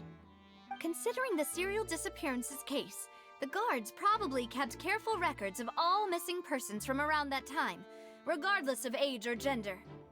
That makes sense to me. Monsieur Neuvillette, I would consider this to be a reasonable investigative direction. Why do I feel like Farina's acting a little differently today? Maybe she's scared of embarrassing herself again? Alternatively, she's become more diligent after charging an innocent citizen in the last trial. My second question has to do with the ensuing duel. If the truth is indeed as you described, then why didn't Mr. Callus explain himself in court? If he had testified that a person had been dissolved, he could have at least mounted a defense. I've thought about this too, and the answer is actually pretty simple. He felt there were things that were more important to him. The dissolving power of water from the primordial sea is an important secret for the true culprit of the serial disappearances case. My father could have exposed it for all to see, but he chose to take it to the grave. At that time, Spina di Rosula was in dire straits, and his reputation had already been shattered. He had no guarantee that going forward with the truth would allow the culprit to be brought to justice. What was certain, however, was that it would paint a gigantic target on my back. Boss once told me that Demoiselle had already been selected as the next target of the serial disappearances case. What? If the secret had gotten out, the culprit would have fought an all-out war with Espina right there and then. I wouldn't have been the only one in danger. All of us would have stood to lose our lives. Of course, the guards might eventually figure out the truth of the matter and determine that we were in the right. But what good would that do? How can a hollow verdict protect anyone? Had this opera house ever given my father any kind of confidence in its brand of justice, Spina di Rosula would have had no reason to exist. But by staying silent, we retained the ability to deter our opponents and continue the stalemate. I was able to become Spina di Rosula's president, which made me harder to target, as well as giving me more time to grow and learn. And once I have figured out the truth and stepped up to the challenge, I will do what this opera house cannot, and restore my father's truth and honor back to him. So, you mean to say, your father intended to die in the duelist's ring? That's right. Do you have any proof? Of course. All you need is to ask his opponent, Clarand. I don't need your apology, your guilt, or your support from the shadows. You don't have to do anything for my sake. But since he entrusted his will to you, Clarand, you should tell us the truth about his sacrifice. So, during the duel, did you believe that Callus was intending to die? Yes, I did. As a champion duelist, I've fought many battles and taken a countless number of dishonored lives. In my line of work, I've seen all kinds of people give their all for the faintest hope to continue living. Some were determined, others passionate, and some even manic and twisted. Just one look and I can tell if a duelist is hoping to live or if they're looking to die. I hereby swear on my name and honor as a champion duelist that Mr. Callus never intended to leave the ring alive. Since that's your testimony, I have no more questions. It appears there really are good grounds to reopen this case. I concur. However, Miss Navia, you still have not explained the link between your father's case and the serial disappearances case. Right? What she said was fascinating, but kind of beside the point. Wait, weren't they just talking about the serial disappearances case? Of course, Your Honor. The two cases are connected via a matter of timing. In my father's case, the culprit intended to kill both Jacques and Callus. As a result, they planned to act after hearing 2 gunshots. And, at the end of Linny's trial, the culprit also only dissolved the victim in front of everyone because they realized they were at risk of being identified. The culprit could only time their actions so precisely if they were already at the scene. Coincidentally, Marcel attended both the banquet and the trial. So that's why you suspected me. Even after hearing your reasoning, I still can't help but find it a little preposterous. I'm used to it, though. You've always been an impulsive and sentimental child, Navia. It's one of your most endearing traits. No need to appeal to pathos. I won't try to refute your points one by one, but even if everything you just said was true, can you prove that I was the only person present at both events? On top of that, does a person have to be physically present to control the timing? Can't someone remotely monitor the place? Know what she can say to that. I know that even with that, you might still think you can reduce the list of suspects with some further investigations until I'm the only one left on the list. Alas, who won't feel at least a little hurt by an accusation of murder from a girl you see as your own daughter? But if I were to dismiss this completely, you'd also think I'm not being considerate of your feelings. Ah well, let Uncle Marcel teach you another lesson. Do you know what the biggest flaw in your reasoning is? I suppose you're gonna tell me anyways. It's timing again. I'm a businessman by trade. From that standpoint, there's no reason for me to kidnap young women. It's a high-risk action with nothing to gain. In addition, I left my home in Snezhnaya when I was young to come to Poisson and work in some trade. My business only thrived when I received Callus's patronage. But the disappearances began before I ever stepped foot in Fontaine. I do apologize, demoiselle. This was my mistake. No, it's not your fault. I'm sure he had come prepared. Is there anything else you'd like to say? Would you like to check the date of my first business license against the first known case of the serial disappearances? You can also take a look at my border entry records, or ask my friends and family when I left Snezhnaya for the first time. Could those records and testimonies do something to appease the unspeakable anguish in your heart? Seems like she got the wrong guy. At this rate, Navia will be convicted for falsely accusing him. I think you've done a superb job of dissecting your father's feelings as he neared the end of his life. But aren't you going against all of his wishes and expectations right now? He wished for you to become more rational, collected, and conscientious, instead of dwelling only on your own feelings. Once you've learned to be more considerate of others' feelings, and to stop rushing headlong into things, you'd have met most of his expectations. This isn't just about me, and it never has been. The biggest difference between me and the rest of the victims is that I still have the ability to search for the truth, while that same agency has long been taken from them. The people whose families were destroyed by synth abuse, the people who lost their loved ones to the serial disappearances, and the people who suffered tragic ends due to their sense of justice. Many people's images are flashing before my eyes. I'm sure some are coming to those of you in the audience as well. And whose image do you see, Marcel? Is it a man named Vacher? Oh, so you do know that name. I'm merely surprised you'd suddenly say the name of someone I've never even heard of. I was waiting for you to say that.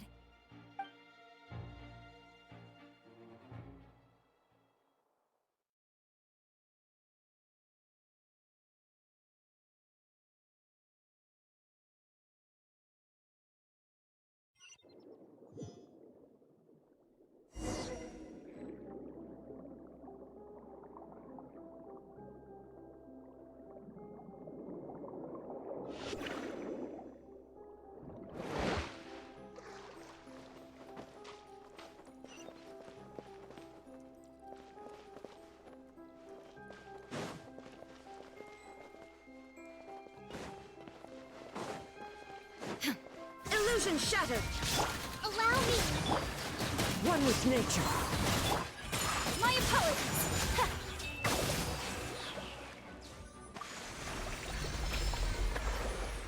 Whoa! The floor is going up! Is it because of this mechanism in the middle? That guy really prepared a lot of stuff for this place.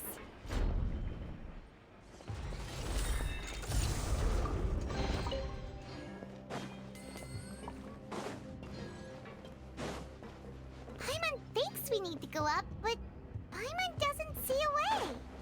Let's take a look around. Maybe we'll find a hidden mechanism that'll show us the way up.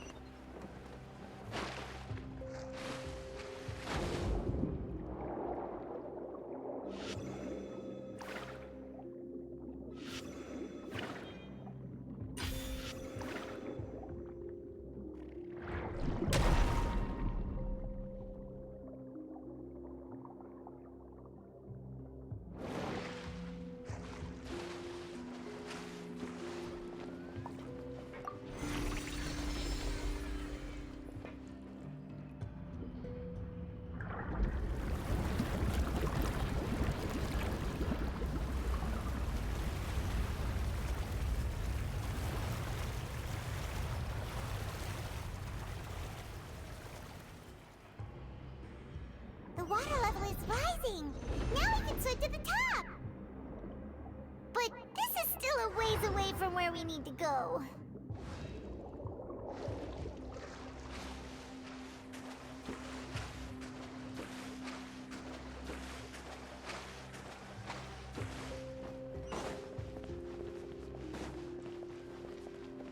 Shine down! Into the wind. Take flight! As one with wind and cloud! The wind knows me.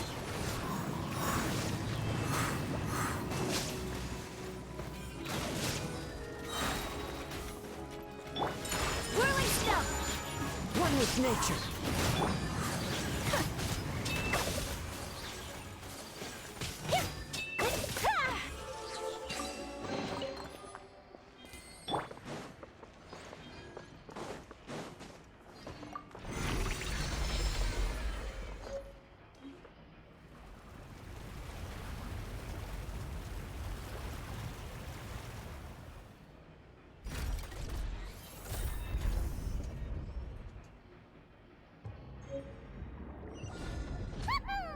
Now the path is clear. Let's go!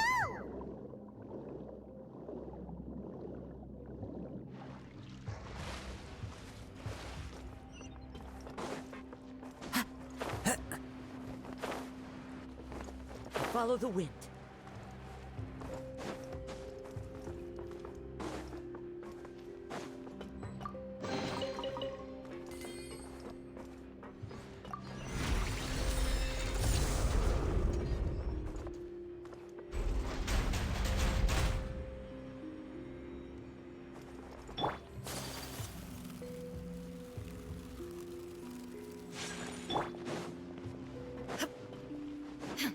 There is no escape.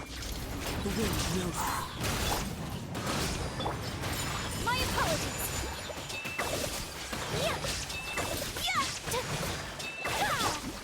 Into the wind. Whirling snow.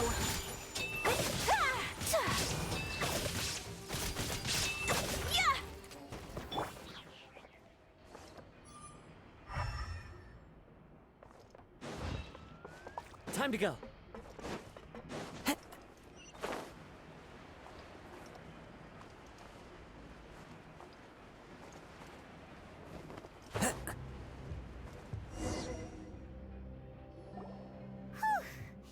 After all that, we finally made it to the innermost sanctum. Though, as expected, the mastermind isn't here. That's right. Then let's hurry up and find some evidence so we can get back to the Opera House and help Navia.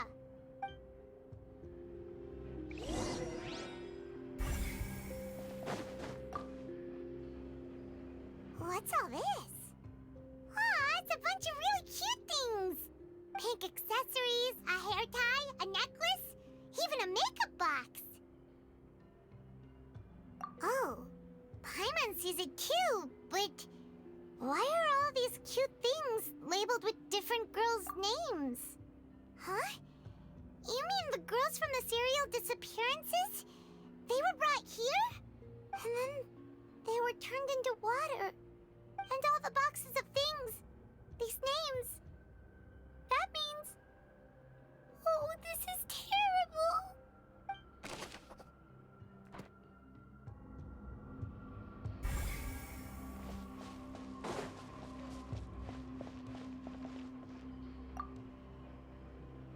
What's this over here? Looks like some kind of place for research. Experiment number 16 aims to verify Jacob Ingold's research conclusions on the primordial sea and use his theory as a foundation to achieve a breakthrough. The experiment was a failure. No individual managed to resurface from the water from the primordial sea. Female specimens 22, 23, and 24 were dissolved. Sorry, Traveler. Paimon will try her best. It's just that Paimon's never read something so scary before. How can someone write something that terrible in such a matter-of-fact tone? You read the rest.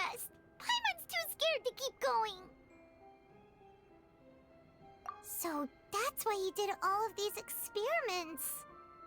Wait, did he really think he'd be able to find a way just by dissolving people over and over?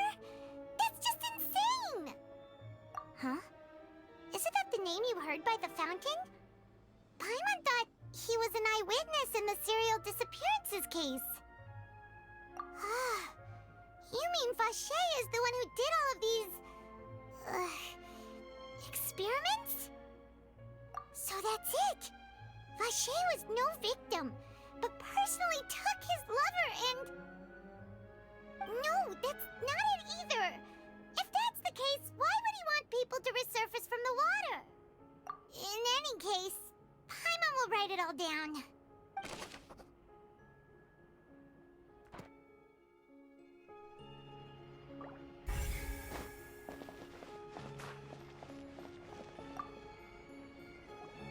Whoa! There's so much synth here! And so many bottles of ingredients that probably just contain the waters of the primordial sea. Mixing in progress. Ready to drink? Stock sample? Huh. They've also got all the synth pretty clearly labeled. Whoa! There's even fruit-flavored synth? Yep, it's super obvious.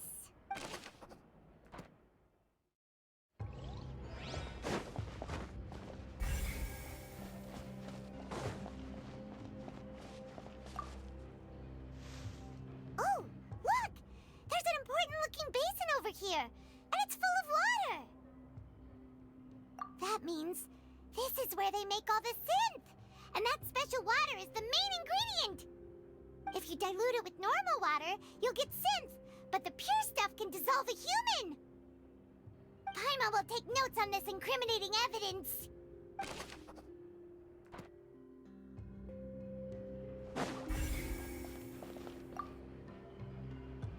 Let's see what's written here. Nothing escapes Detective Paimon's eyes. Callus. Navia's father. Oh, this seems to be an investigation report on him. Yep, it's about finding someone to assassinate Jacques and Callus because of a lack of confidence that Jacques himself would go through with it. This should prove the existence of the third person, right? We still have not determined the exact content of the key information Callus has passed on to certain members of his organization. The old dog's a real menace to deal with. Even if he abides by the promise he's made to us, he will still have the upper hand. He can act whenever he wants to make our lives miserable. The only option left is to remove him from the picture entirely. I concur. Let's send someone to kill him. He won't declare war as long as we don't touch Navia. Oh, seems like we've got a bunch of correspondence between the higher-ups. They're all just so evil.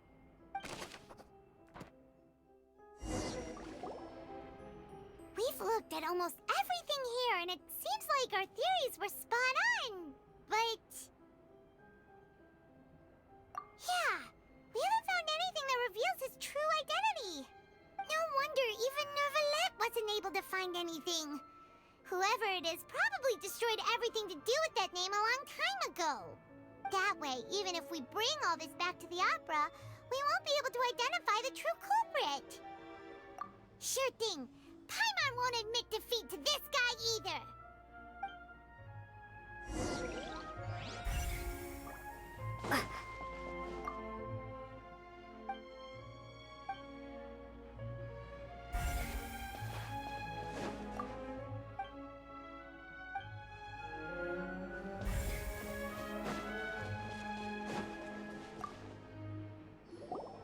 You take that side and Paimon will take this side. Check everything carefully. We'll find something for sure.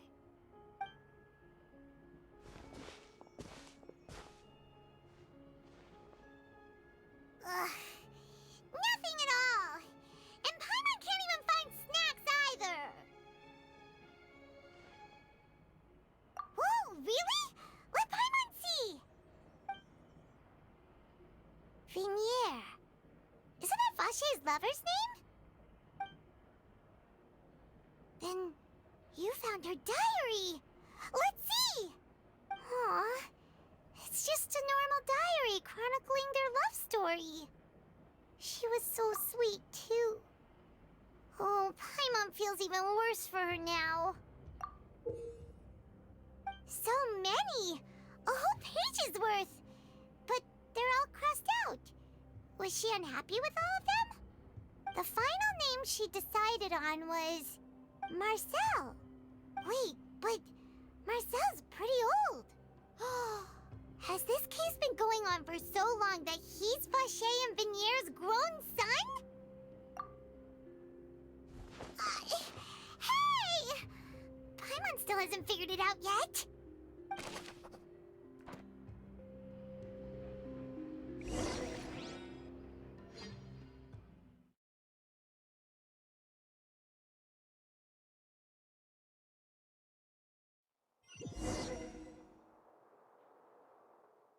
And whose image do you see, Marcel? Is it a man named Vache? Huh. Oh.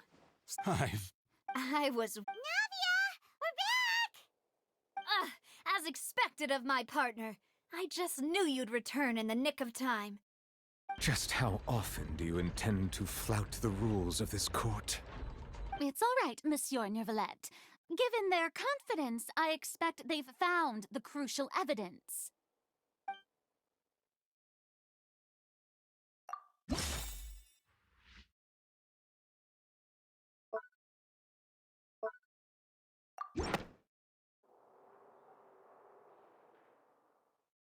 But the truth of it, Marcel, is that you've always been Vache. Huh? We've investigated your lair. We already know everything. After your lover, Vignier, was dissolved, you kept abducting young women to experiment on the hopes of bringing her back to you. You even created Marcel as a new identity and destroyed all records of your past as Vache.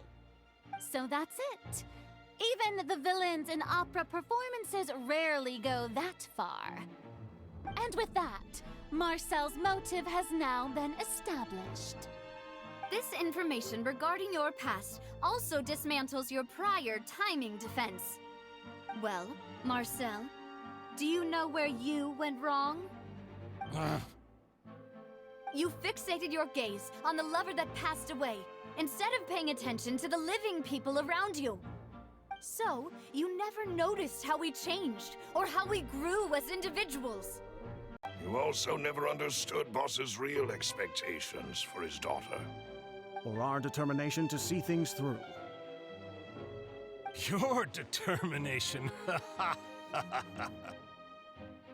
Mr. Marcel, please speak up now if you would like to defend yourself. Otherwise, the trial will move on to the next stage.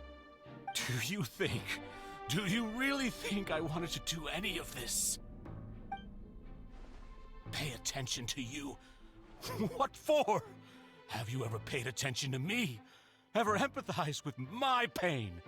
Ever known how it feels to watch the love of your life dissolve right in front of your eyes? No one helped me. No one even believed me. All those decades ago, even the officers from the Maison Gardiennage were laughing at me. They said there's no way a human being can turn into water. So I must have gone mad from grief. Vignier's death was brushed away by all of you as if it didn't matter at all. Well, now you know, don't you? Ha! Well, it's too late now. All those who were dissolved are gone forever. You only have yourselves to blame.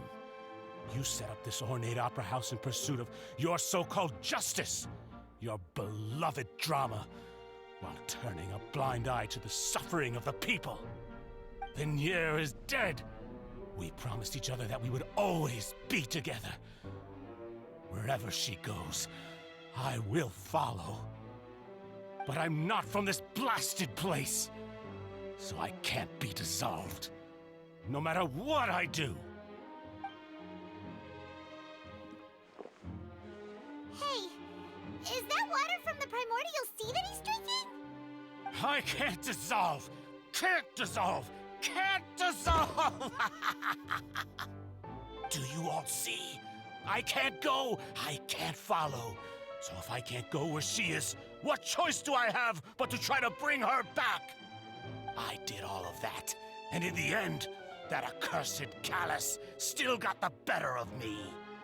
I spent my entire life living on pins and needles, only to get stabbed by his idiot daughter at the very end. The suspect is exhibiting signs of mental distress. Guards, please restrain him. Don't touch me! Don't anybody come near me! I still need to save Vignere. A promise.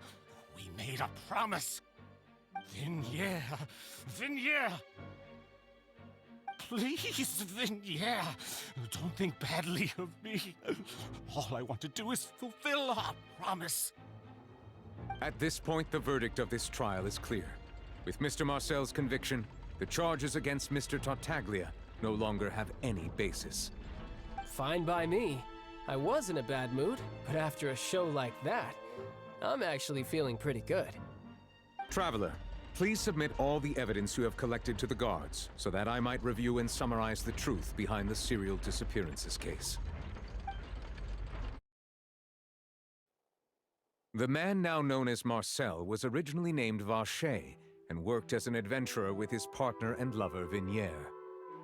During an underwater expedition, Vignere accidentally came into contact with water from the primordial sea and was dissolved in front of Vacher as a result.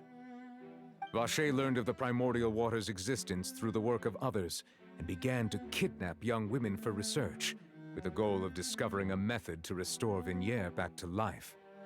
To cover his tracks, he invented the new alias of Marcel and began to operate a business in Poisson. During the course of his research, Vacher discovered that a diluted concoction of water from the primordial sea can induce feelings of euphoria, and began to manufacture and market synth. However, as he accumulated wealth to fund his continued research and expanded the scope, he came into conflict with Spina di Rosula. After exchanging blows with Spina di Rosula for many years, Vacher decided to assassinate their president Callus at a banquet. Although the assassination did not go as Vacher expected, he was able to turn Callus into the murder suspect by dissolving the assassin he sent to the scene. And just recently, Vacher attempted to frame Linny as the culprit of the serial disappearances case, using a similar method. However, his attempt to frame Linny failed, and the power of water from the primordial sea became public knowledge. This case also exposed enough of Vacher's machinations that he was eventually successfully charged in court. Thus concludes the enigmatic history of the serial disappearances case, with the truth revealed to all. The Oratrice will now deliver the final verdict regarding the charges against Mr. Vacher.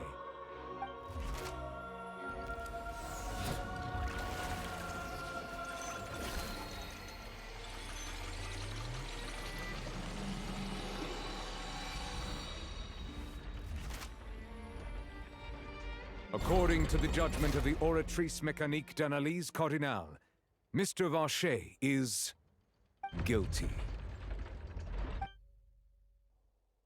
Guards! Take Vacher away.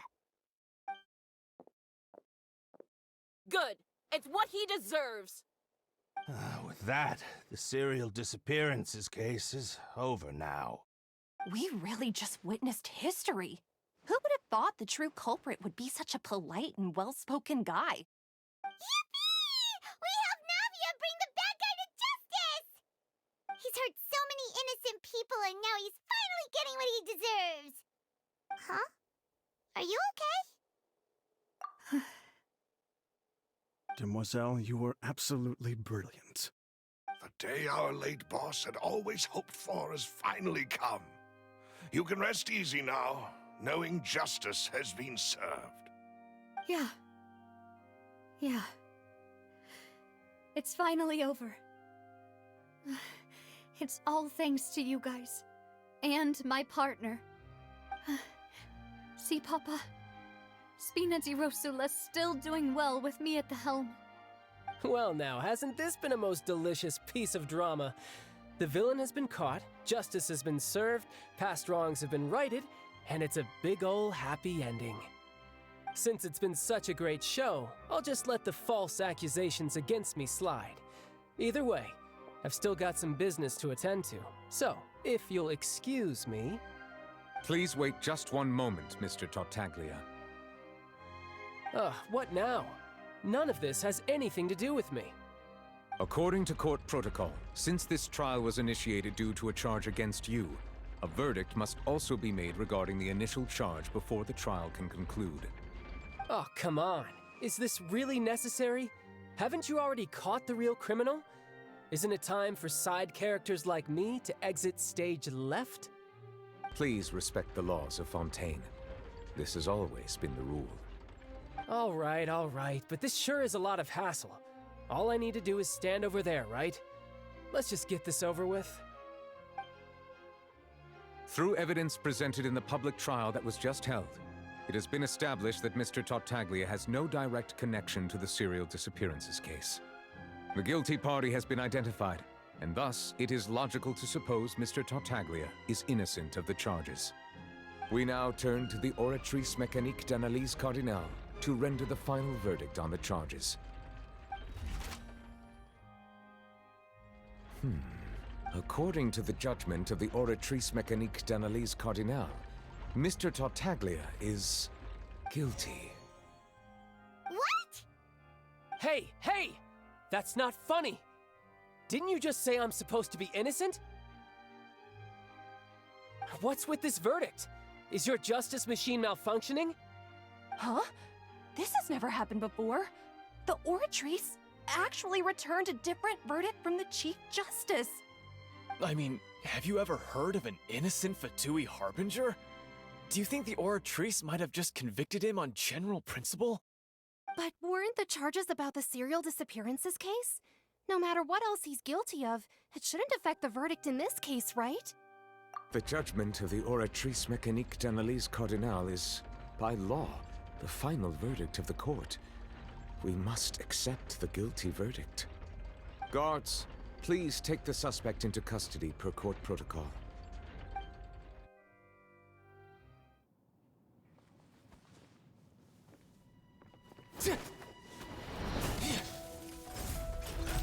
So this is how justice is done in Fontaine. What a joke. You've got your rules. Well, I've got mine too!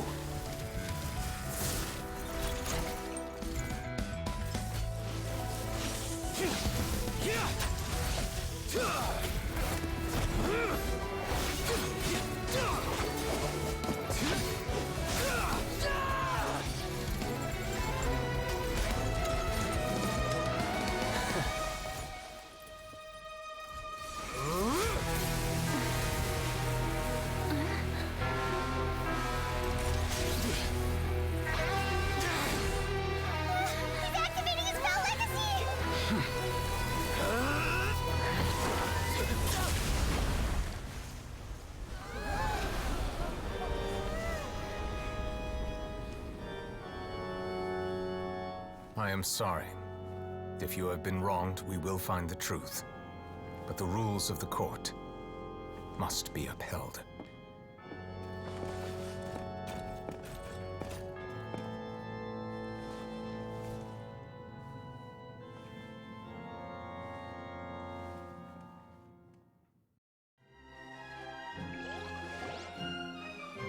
Hey, Monsieur Novelette, what's going on? Shouldn't they have been cleared already? Apologies. This is also the first time I've encountered such a situation. However, according to the rules established at the conception of Fontaine's court system, the Oratrice's judgment is the final verdict of the court. All I do is follow court procedure. As for why the Oratrice arrived at the conclusion it did, you should probably ask someone more knowledgeable than me. Why are you looking at me? I had nothing to do with it! I don't know what happened there either! Hey, stop staring at me! What does Lady Verena mean by that? She says she has no idea either, but that's impossible. Didn't she create the Oratrice herself? Yeah, so are the verdicts reliable or not? Can results like this really be called justice?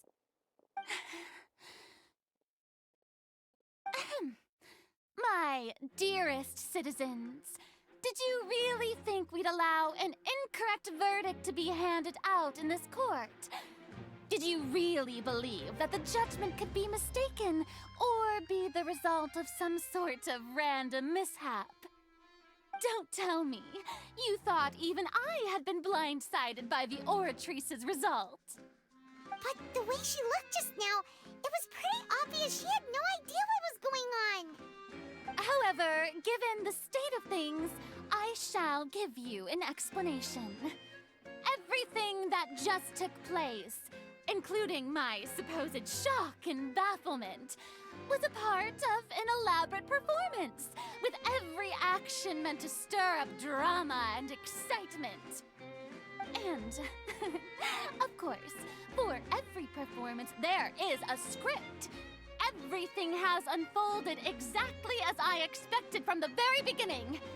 As the embodiment of the very concept of justice, the Oratrice shall never render an arbitrary judgment! If you thought Child had nothing to do with the serial disappearances case, it is only because you've been blinded by the superficial appearance of innocence.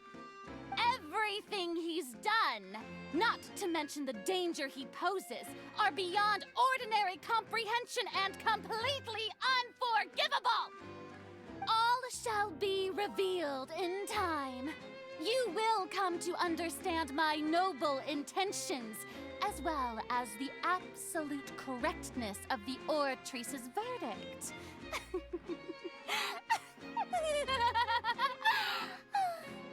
Now, having said that, although I hate to leave things hanging in suspense, it is now time for this performance to end. As the lead actress, I shall be the first to take my leave. Toodaloo! So she chose to make her escape after all, did she? So you're saying we shouldn't put much stock into what she just said? She probably just put on that performance to save face. As for the truth, it's unlikely that she actually has any idea. However, please be assured that I will continue to investigate this case in a personal capacity.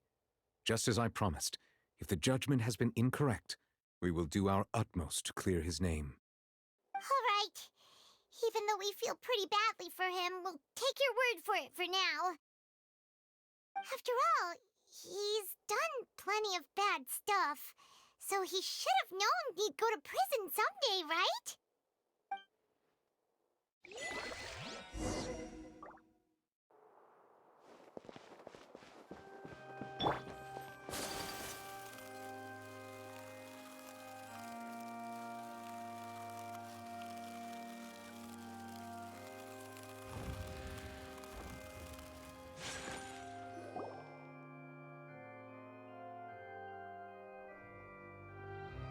Hey, what are you doing? Quick, stop him! Traveler! Hey! Traveler! Marcel! What are you doing over here? Stop resisting arrest! Cease, or we'll add another charge to the list! No, wait! I just want to ask the Traveler something. I'm not looking to run away. Please, just let me ask this one small thing. Go on. Thank you. I was being led away when I finally realized something. Where did you first hear the name Vacher? I erased all records of that name. So, unless... Are you still trying to prove your innocence? Give it up. You've already been convicted. Really? You did? You're sure? You met her? But how could that be? How did you manage to do it? The Fountain of Lucine? Then she's been so close to me all along. And I just never... Please give me a chance to talk to her again. Just let the Traveler take me to the fountain to see her one last time. This is the last request I'll ever make in my life. You can do whatever you want to me afterwards. I don't care. What? Give an inch and you want to take a mile? Do you think serial killers get to make requests like that? Paimon agrees. Why should we give him what he wants when he's only done a ton of super terrible things? This request, is it worth as much to you as your life? Of course! Wait, no. It's worth even more than my life. Humans. Will they betray the instinct to live just to satisfy spiritual needs? Very well. I will grant your request. Your Honor, I fear that... I will go with him. You do not need to worry about any escape. In that case, I shall leave him in your most capable hands, Chief Justice. Thank you. Thank you, Your Honor.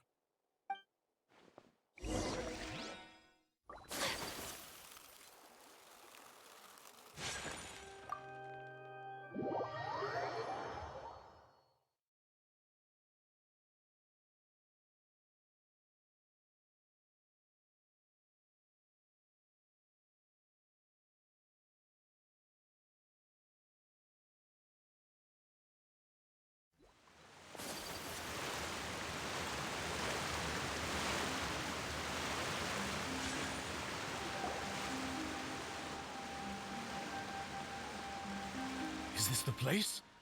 You said she's here, but what do I need to do to see her? Yeah, and even Paimon could hear her after drinking that thing. Didn't you just drink a lot of it on the stage as well? Oh, in that case... Vache! Ah! Yes, that's it! So you heard it too! Vignier, it's me! It's me, Vache! Vache? Vache! I'm here! I'm here! Where are you, Vignier? I'm coming for you. I'm finally here for you. Hey, wait! Be careful! Hey,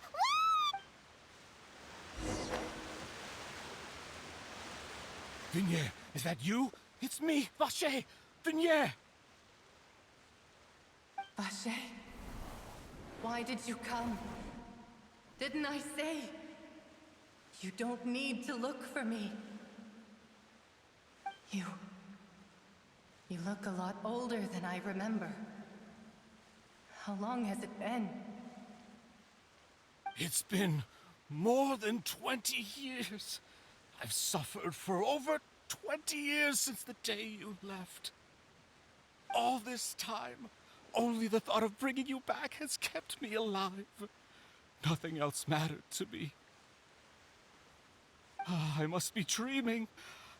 Who would have thought I'd get the chance to tell you all of my feelings like this? Vignier, you are my everything. I really don't know how I could live without you. But Vache, if you ask me, this world would be better off without you. What are you saying? If not for you, I would have finished my law degree and probably become a top-tier attorney one day. If not for you, I would have continued to pursue my love of the arts, and my works would have been displayed in the Palais Mermonia itself. If not for you, I would at least have been able to take care of my mother.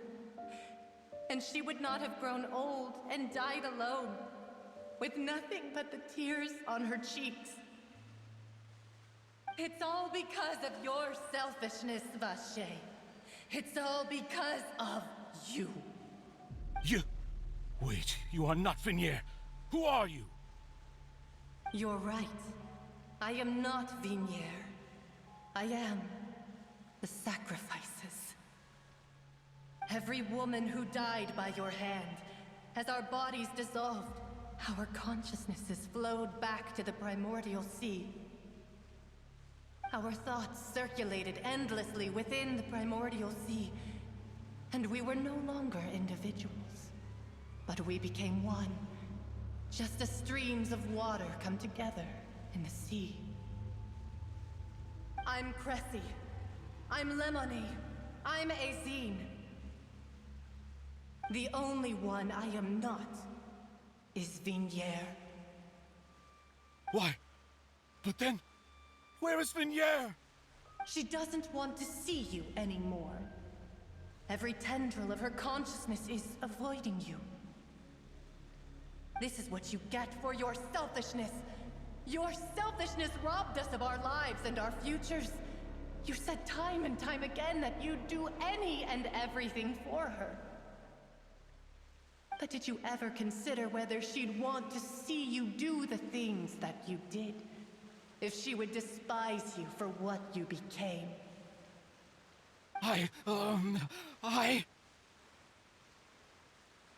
You are a liar, a heartless murderer, and a cowardly narcissist. The only thing you are not is Vignier's beloved. From the moment your first victim died and her consciousness merged with Vignier's, she has had nothing but pure hatred for you.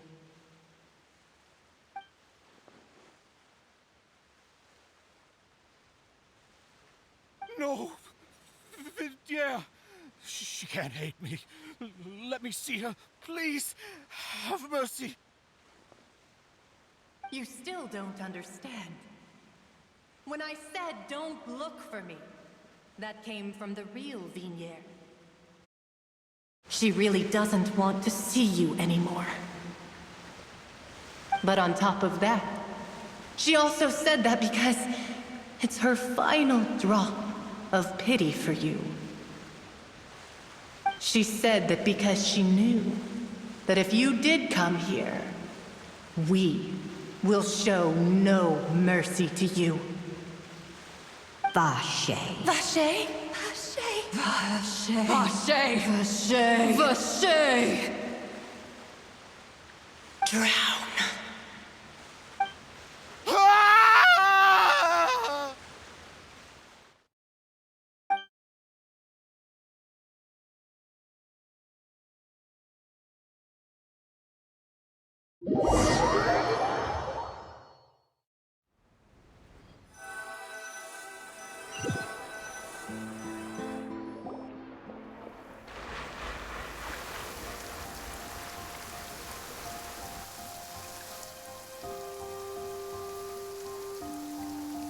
Finally, we have some time to do shopping. Gosh, it's really been a long time since we've been able to relax. Well met, partner. I knew something great was going to happen when I woke up in such a good mood today. Even this weather can't put a damper on the demoiselle's mood. It's a pleasure to see you both again. Oh, hey, Navia! It's been a few days. Paimon's already started to miss you. Oh, now that I believe. I'm easy to work with and always bring home the bacon. Who wouldn't treasure having a partner like me? Sounds like you're really enjoying life these days, Navia. What have you been busy with since the trial? It's just been one thing after the other. I've been making non-stop trips between Poisson and the courts in Sen. Everyone from Spina di Rosula organized a memorial for my father. We never held a memorial when he first died, since everyone knew that even if we held one back then, no one was going to come. This time, though, everyone in Poisson, and even many people from the court, all attended. So his name's definitely been cleared now. That's what we like to hear. It's been the dearest wish of Demoiselle all along. That blasted stubborn fool. I was right to put my faith in him. I'm so glad I didn't give up on the case all those years ago. Oh, by the way, I ran into Charlotte just after I left the memorial service. Well, maybe it'd be more accurate to say I knew she would be there, and there was no way she'd just let me go. Huh? So you know Charlotte too? The Charlotte? Journalist from the Steambird? Yeah, way back when I first became the president of the Spina di Rosula, she was all over me. Wouldn't take no for an answer. I believe the story was called The True Heart of Darkness, Secret Tales of the Yellow Rose. To be fair, though, it was a really flattering feature.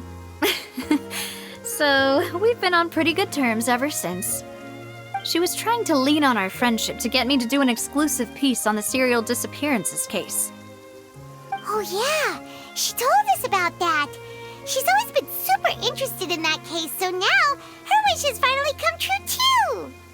Anyway, I told her to make sure that when she writes about you guys entering the opera house with the critical evidence, that you both sound really cool. Now that's another thing to look forward to. We trust Charlotte's skills with a pen for sure. Oh, and in other news, I also took Clarand out for a meal. Oh, are you two on better terms now? While you were investigating Vaché's headquarters, Clarand gave testimony on my father's behalf. It was thanks to her that we were able to turn the tide. I wanted to thank her. I mean, there's also no point in being awkward all the time, so we took the chance to reconcile with each other. Oh, that's great. Paimon also thought Clarand wasn't actually a bad person.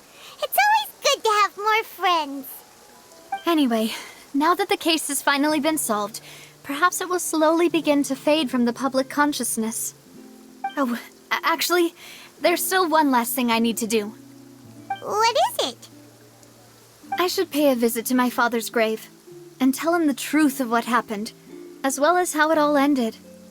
And on top of that, just how much people still look up to him to this day. That includes me, too. Miss Navia. Indeed.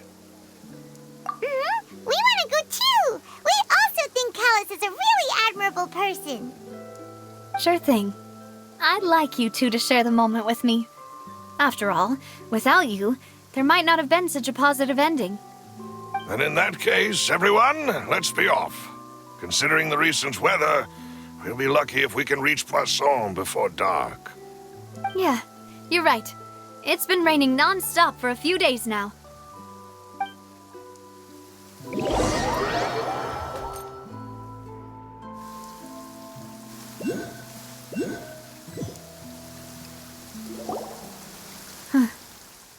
This is where my father's grave is. To be perfectly honest, even I haven't been back here for a long time. Huh? There's someone there already. Wait, that figure. It can't be. Isn't that Neuvillette? Why would the Chief Justice be here? Huh? Navia?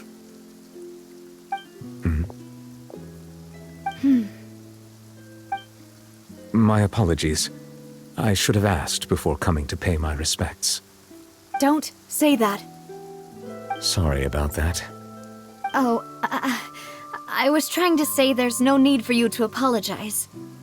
I wanted to show my father how much I've grown, but still, I doubt I've grown to the point that even the Chief Justice would feel compelled to apologize to me over and over.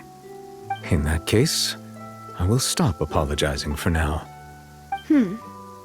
You really could use some pointers on understanding human emotions, Monsieur Neuvillette. In any case, why did you come to Poisson?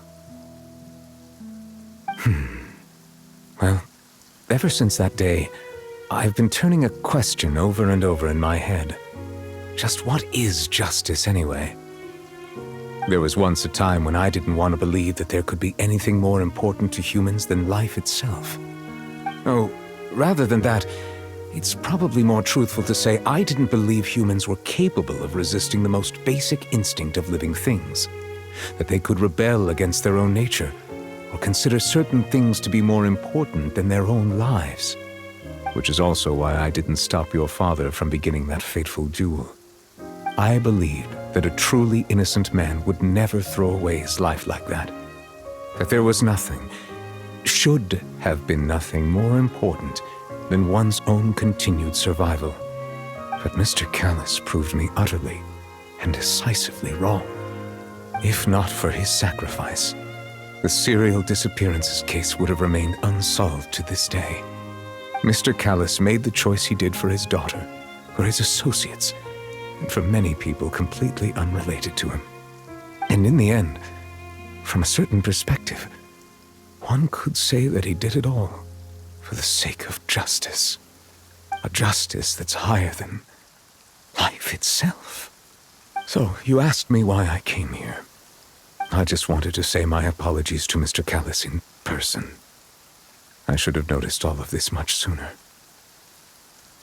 This regret has filled me with a sadness that has haunted me for days. That high and mighty chair in the opera Epiclese indeed insulates one from many important things. Spina di Rosula, thank you so much for your hard work and perseverance. I'm sorry for being mad at you before. So, you're actually one of those types that's cold on the outside, but pretty thoughtful on the inside, huh? That reminds me of Silver, one of my guys. Sorry about that. Self-expression is not one of my strong suits. Didn't I just say you don't need to apologize? Ah, so Navia and Neuvillette seem to have made their peace as well. Let's not disturb them for now. We can wait till after they're done.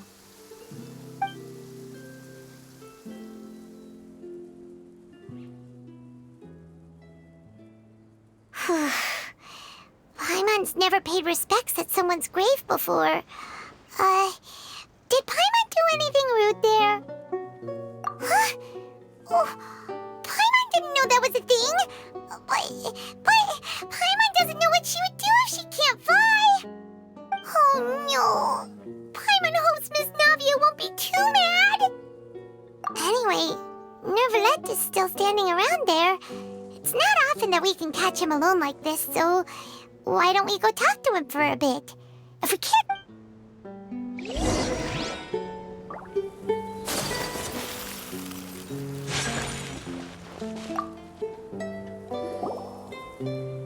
Oh, it's you two.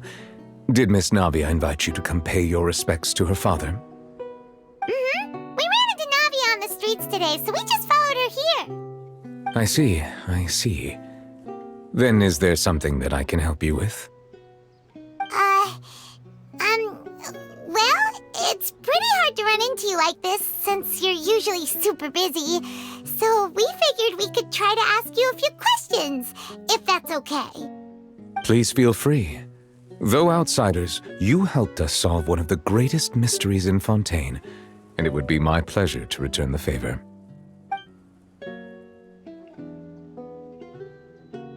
That the sea levels will rise and everyone will be dissolved in water, leaving Farina crying alone on her throne, but the sins of the people will be finally washed away for good. Does that appropriately summarize the version you've heard? That's right! It was Linny that told us back then. And that about covers all the main points. Yes, up to the present, I think we reached a point where we have no choice but to confront this prophecy directly. Rumors have it that this prophecy is rooted in the last words the former Hydro Archon left to the world before she passed away. A prophecy? Of the former Hydro Archon? Wow. This is the first time that we've ever heard of it. 2 parts of the prophecy have already proven correct. The rising sea levels and the ability of the people of Fontaine to be dissolved. We should be more vigilant and stay on the watch for further signs.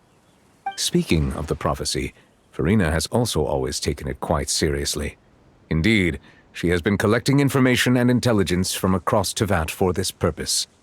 If the rumors were true, then perhaps this prophecy is the conundrum left to Farina by her predecessor. But with Farina being the way she is, can we really trust her to solve it? Is there anything else you'd like to ask me about?